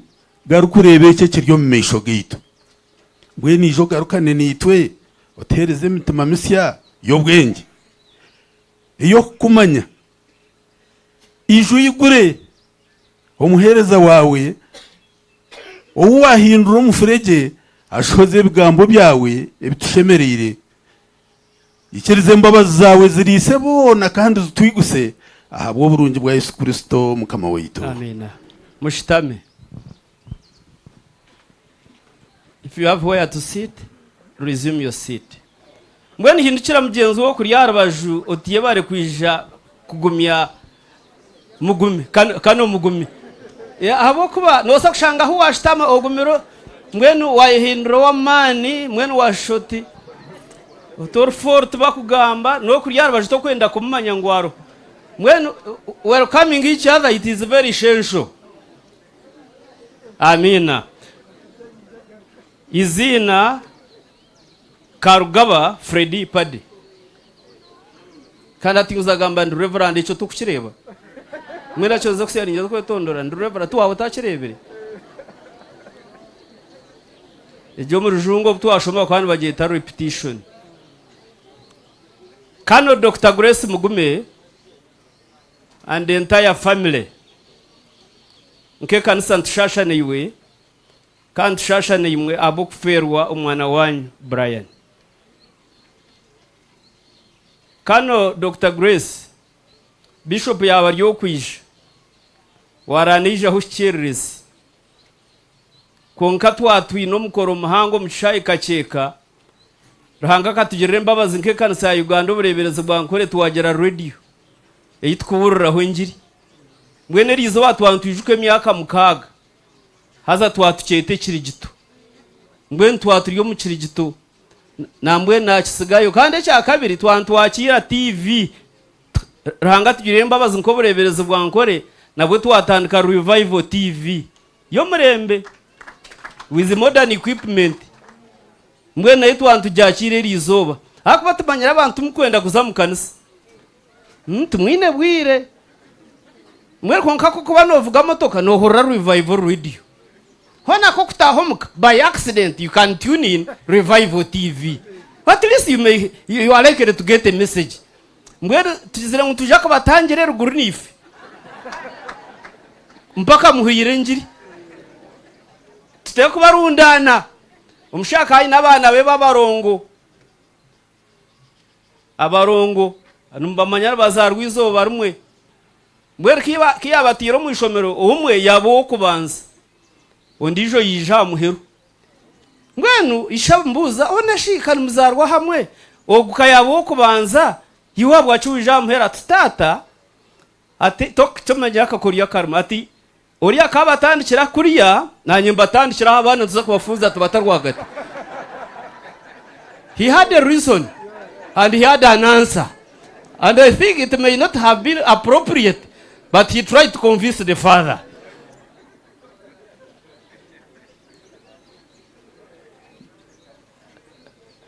Kano doctor na family yawe na dini yariyo kwije konka wamanye kitwaturum nanye nho natoroka konka tinatoroka search na shabursa najyangu ninteka kwemerera nekeje hate mbasa butamanya ngo nkekeje nyine muko buzari konka burum hati aba family y'umugezi Fenecas cumuro barwaha very good mwenu hati nkani nywana na Dustin up to now na mwenu hati Dustin mnywani wanje deba edidan waba stechera chayo muraharo edda bafutero mu ngaro na mwenu Dr. Mbendi yo kwijaha tukashabiraho tukasima ruhanga tukakitensijo mwe nawe ruhanga yajya teke naco nkiza kuzamo konka nabwo tukyakemerire mwe doctor ninja kabandi ya ninja kushomerwa nakushangaho na family ejeje ngwenu tinkwenda kutura muri bingi nyenda gambe bintu bibiri or 3 nshomera First Chronicles chapter 29 verse 15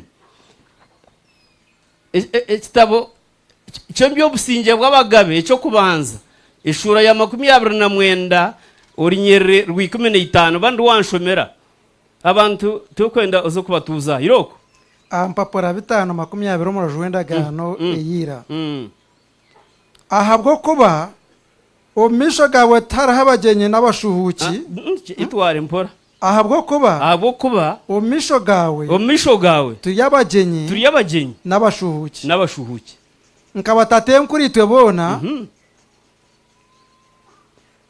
okubabire bari ebirebi tumara ahansi ninkecu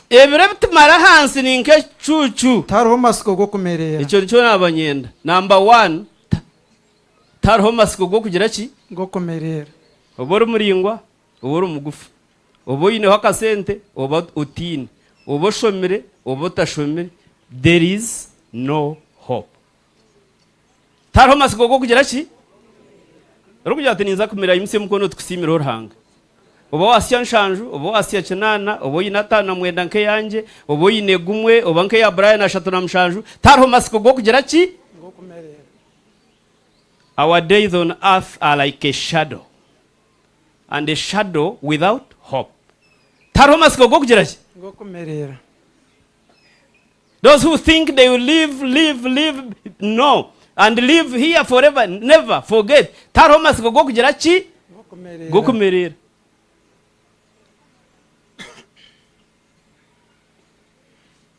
tariho masiko go kumerera kora abo ryahansa oburhanga kugirira mbabaza akakurekaho nanye nkagumaho use the life that the Lord has given you sparingly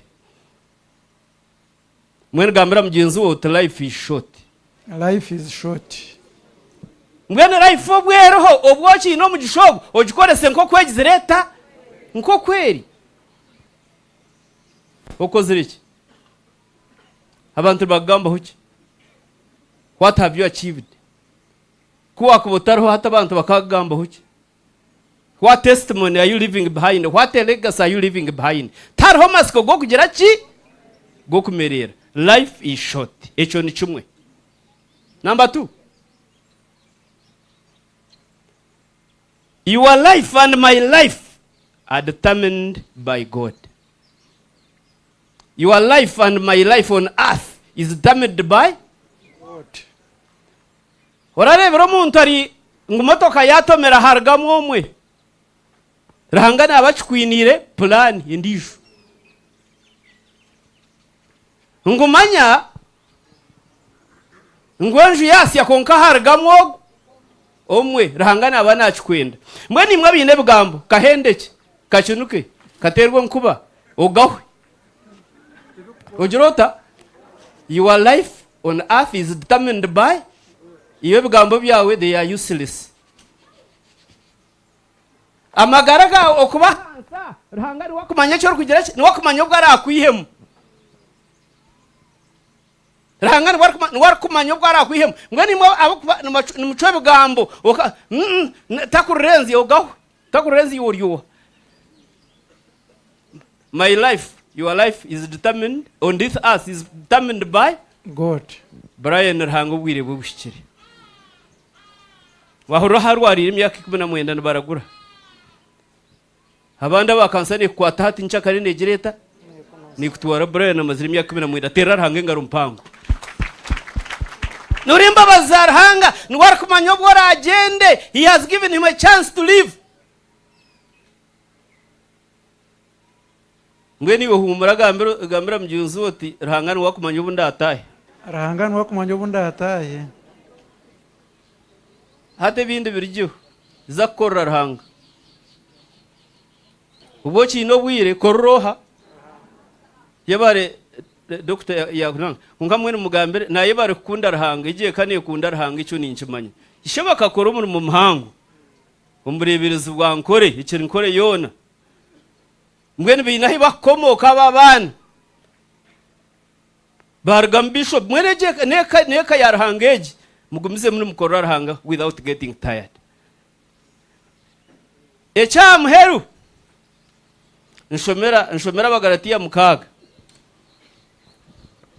tinkwenda kuraza habandi nagambe bintu bibiri cyo kubanza life is what you should mwen okorese cyo bwiro burangagize rata akwirereka kuzo mu nsomo ukaba kujana tinende cyo kozire nashemerwa bwa life ya Brian life ya kubana bagigamba oderito no muhurikirize he was so innovative na hurebwamba birunye kandi cyamushemeza munonga abe nakunda rahanga nwabe nashabira nabagenzi mutera rahanga ngari mpango munonga so prayerful he loved his God no yena yashashara yakimanya konka yaguma misho gangira ki garuhanga ubwire butarabusisire mweshi Dr. Warogera kuri ya fast food zimanzo zibenze zimuretera appetite ushanga ati nkebi burugwawe butakumukora ati yari yankapiza nahurura mugi no manye ibikuriya bibigumire iyo basa kunjema nkebi takuri kanyunta kubyenda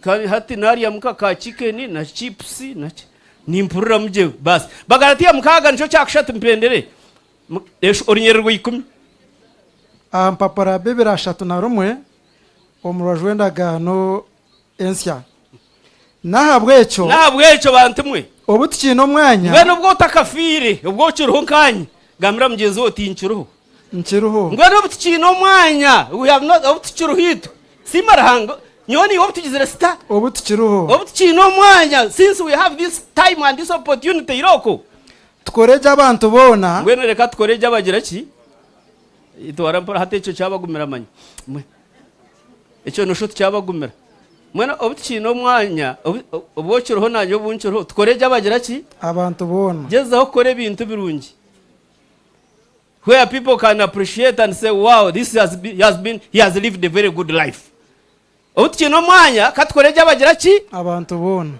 bona ati nicyo twadugambira ibintu bishatu life is short icya kabiri ruhangani warkumanya bwo rargaha mwe no bwociro katukoreje abagira ki abantu bona icyamuheru cyo ne cyawe Dr.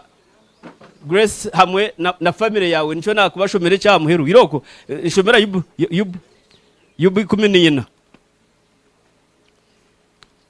dero nyerwa kana rwa katano mpinde nice ampapara rukagabiri na rumwe omurajwendaga no eyira noha owakwasa kwihe kirunjo mu kibi ogwa kana nugo nashoma 14 verse 4 noha owakwasa kwihe kirunjo mu kibi taruho nomwe nko kwebero bya byamugerirwe nko kwebero bya Brian byamugerirwe ombaro gwamezi yakagamanya ombaro gwamezi go katebwa it was determined earlier iroko ukamuteraho bugarikiro akamuteraho no bugarikiro bwatara kubasa no kurenga ubwata kubasa kurenga ibiro byo kubishire Brian ruhanga yagira ata agumisa mugwa gwandwenjiro gwa katano gwa mukage mumwe yameisho weni mwaba family Brian mwihe hamisho abone kumuraho mukama agumene imwe agumene moyo mwemerere tushabe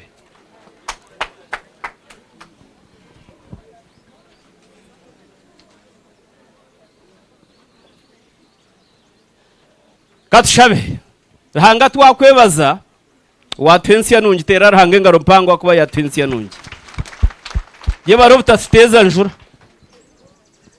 yebaro kubane itwa habjuruzo bwahebwa yahabwa amagara ga Brian yebarahabwa abazire ba Brian n'abanyabuzara bamfeyireho n'abamurebereye akagumaho akarebebi kusyo bwose kiraha kumutwara yebarahabwa abashaho baragurire amagaraje akarebeje imyaka 3 na mushanju mbweni yebare nenteka teke yote ireho ahabo kuzikombirwa Brian twakusima twakwebaza yebarahabwa abantu abuhahare na hehi kuyija kugumya doctor na family ruhanga yebare mukama watukoraje twakusima twakwebaza mbweni ruhanga ubushoborozi bwono zirice kano Dr. Grace Mugume na family umwanya gwa Brian bimsya amayisho nibamuronda babe niyo bareba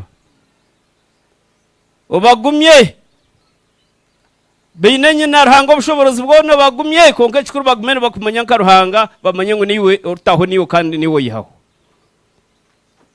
bwene mukama twakusima twakwebaza kandi iyo barabwo bujuruzi bwone bwahebwayo twandusima amagara ga Brian arukusima no kushaba no kweshengereza umwakiro muhumuziki abantu bazagarkayo ruhanga tata bari mu mamotoka bari harpiki n'ibindi. May you cover them with your crowd of grace. May your hand continue to be upon them. We pray for journey mercy so they may arrive safely wherever they are going. Kandi nabakusigaraho barindi ruhango bushobozi bwone gumene yitwabe inabarwiro mu makoba tambere nabaferirwe nabandi nabo barukushira nkayitwe mukama nabo bashura marro bagumye gumane yitwe tweno taruturgaho gumumuka y'umugezi Manase hamwe na Gertrude nabana babo nabijukuru babo tweno gukigiro tezo mbabaza aho taruturgaho kandi tugumente kumanya nka ruhanga twereze sarukwebwa. Take care of our needs. And Lord, may you reign in our hearts and have your way in our lives. Twashaba tuino kwikiriza ntaro mwizera y'umwana wokunda munonga Yesu Kristo mukama witu. Amen. Mukama baho umugisha barinde. Mukama bakizo mushana gwa mayishoje mwena bagerere imbabasi. Mukama bayumukiza amayishoje. Kano Dr. Grace Mugume nabeyinesho nabeyinenyoko. Mukama biyumukiza amayisho y'abahereza obusingi kandi omugisha gwa ruhanga tateitwe n'omwana n'umubiri kwera guma hari Dr. Mugume guba abana be abaruho guba hari beyinenyena omugisha gwa ruhanga gube ni mumwe n'abantu bamwe abaryaha omugisha gwa ruhanga gubambisiye gubasiye mu makaganyi omugisha gwa ruhanga guba ihanga ryaitu n'omukuru y'ihanga ryaitu w'kitinisa Yoweri Kaguta Museveni gumisha gwa ruhanga guba kanisa yawe gumisha gwa ruhanga gutaruturgaho twe n'abaryaha ukorga hati no kusiyebero byona. Amen. Mukama agumene imwe agumene umuyo wawe mbwenu MCU ine kirango kirange itutwagenda katerera ngo mungara abwo butumwa ubwo ruhango kuyagamba nitwe kandi cweke kitwaza kuzo kutwantushuma kuri yifo aho kuzika hato kuryarwaje umwegendesereze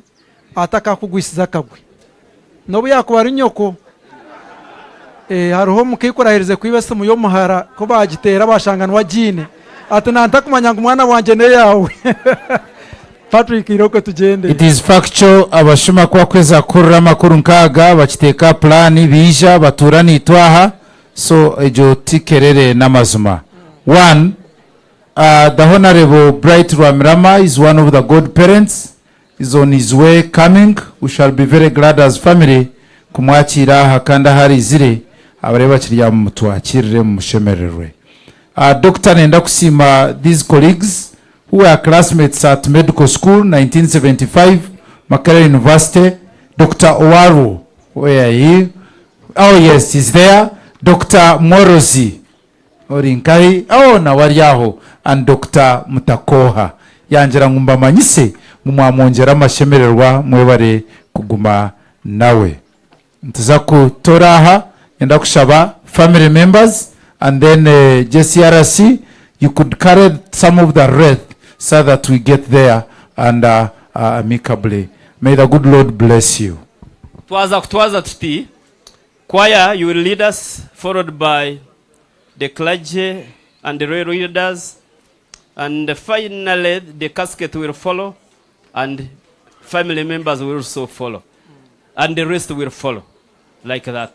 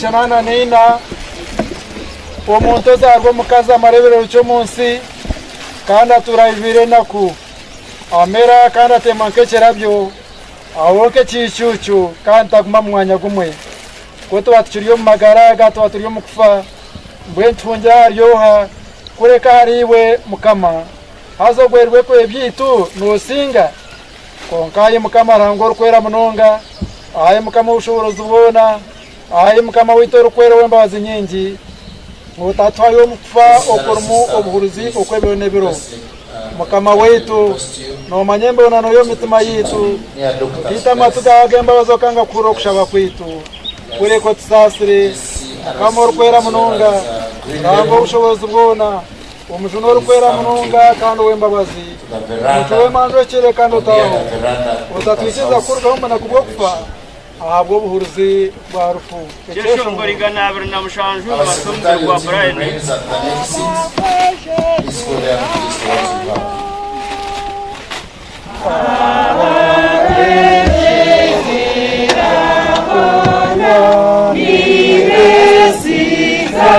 Yesu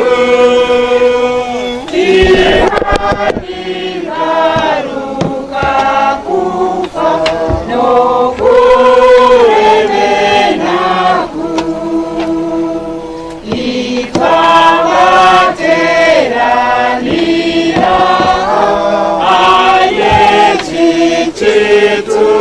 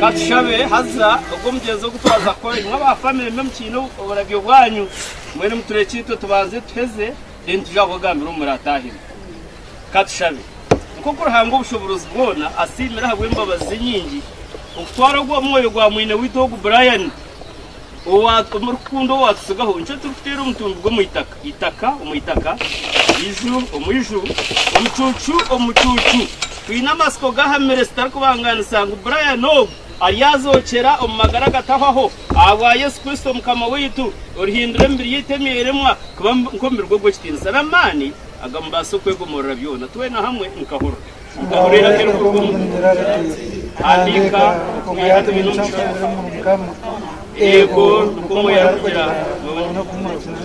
ayi mukama witu tugere mbabazi ayi mukama witu tugere mbabazi tateitwe mwimuru izina rya Yesu kama kwije yo kunda ko munsi ko bakora mwimuru bari byo totosha sasa bishisha bitu ego sasa bishaje twara mukohibwa nombi amin katuguze munokusha anga ushobora tubona sima bwo kurumyo y'abafera umukama witu eturaniwe anda magara gabaro kwesega kubaheza kuyibo uburemeza bw'umbirogo yagumaniwe umukushemerwa no mukunamuka rero sima munonga ahabuko bukunzire kweta mutahi witogo umwana witu umukristo Brian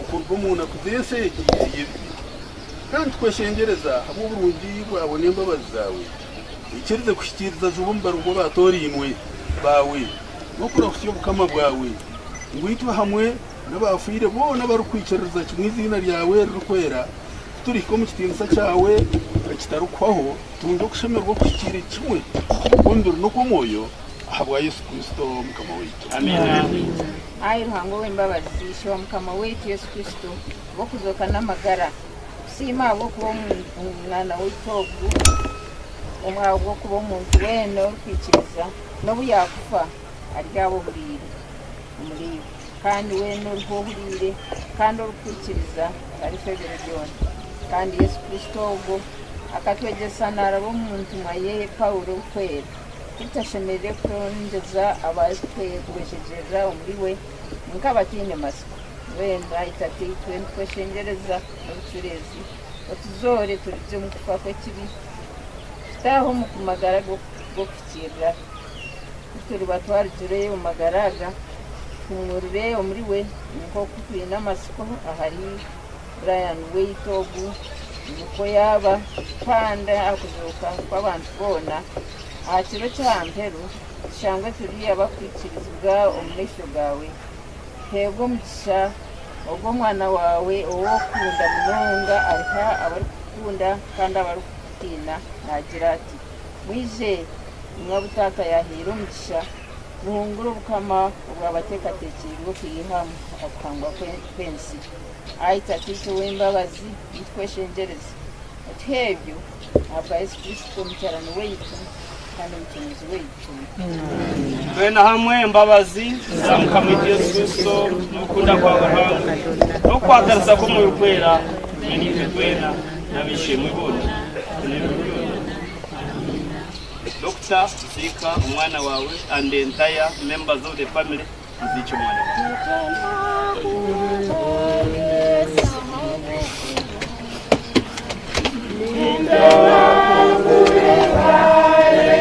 aba family abo aheza hati ni mabandi follow jira ho umuntu abona umuhanda harare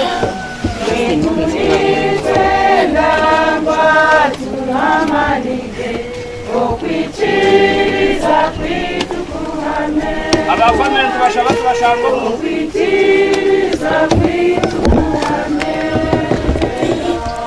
Tenda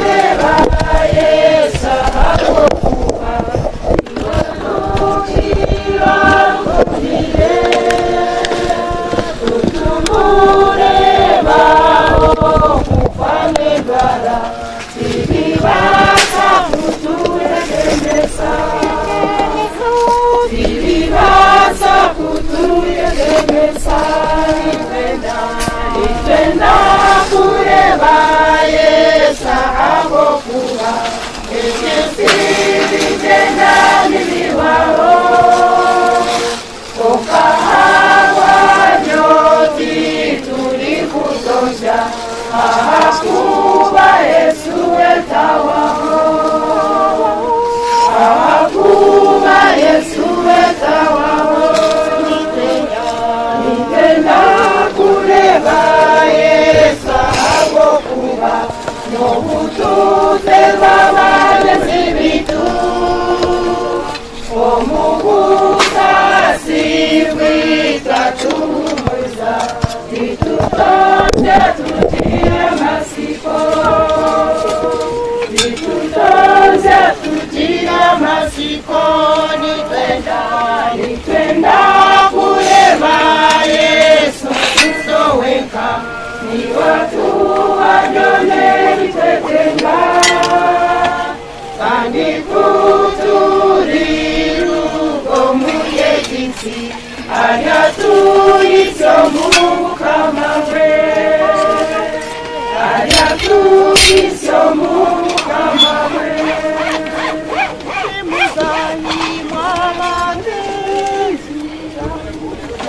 imuzayi mwagenzi abari kuyimbura nituzomuzete nundi eyaraganisiwe olugendo niruhango nituzomururembo olurembo rwomwiguru nimwike tugendane umuriko musego wenu muyahe wati uyahewe nikuringi amwene kikinisa ebibaro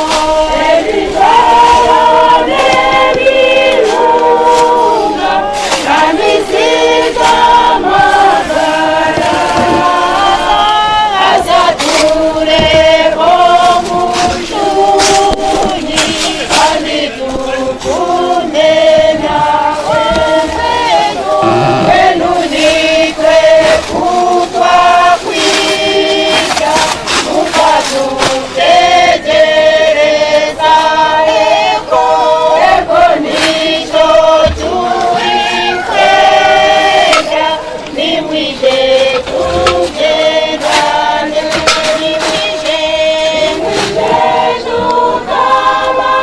tukabasiga Yesu atutegereze tugende nawo mwiguru omuye byose nungi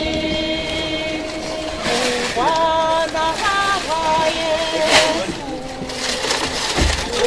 Bwana hawaye Yesu iwe mamazike nukwato musharaba murete kutina arugamba iwe mukamabani otabasaku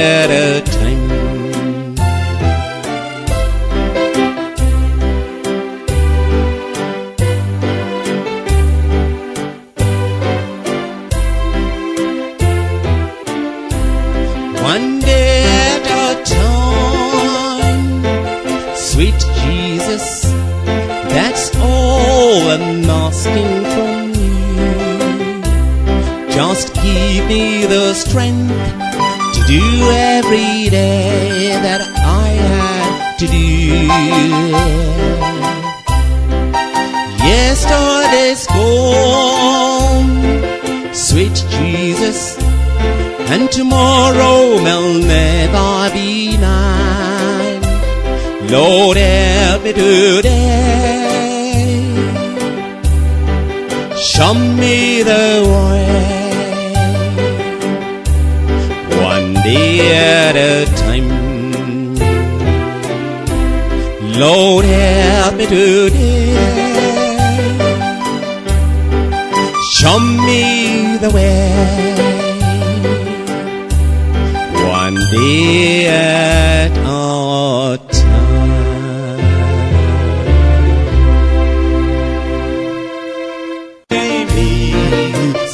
It's on you, oh, contenere so molocosi, dimmo si mononule, ni uomo cico, ciovanave, cino Sane Seigneur, conteneriso molocosi, conteneriso molocosi.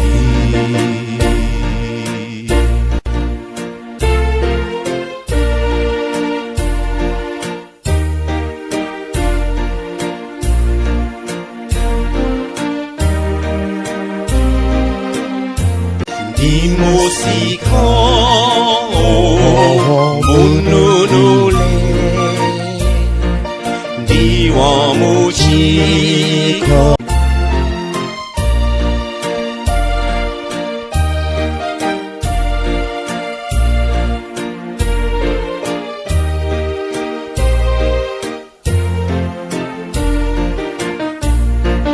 Perfect submission, perfect delight, visions of rapture burst on my sight. Angels descend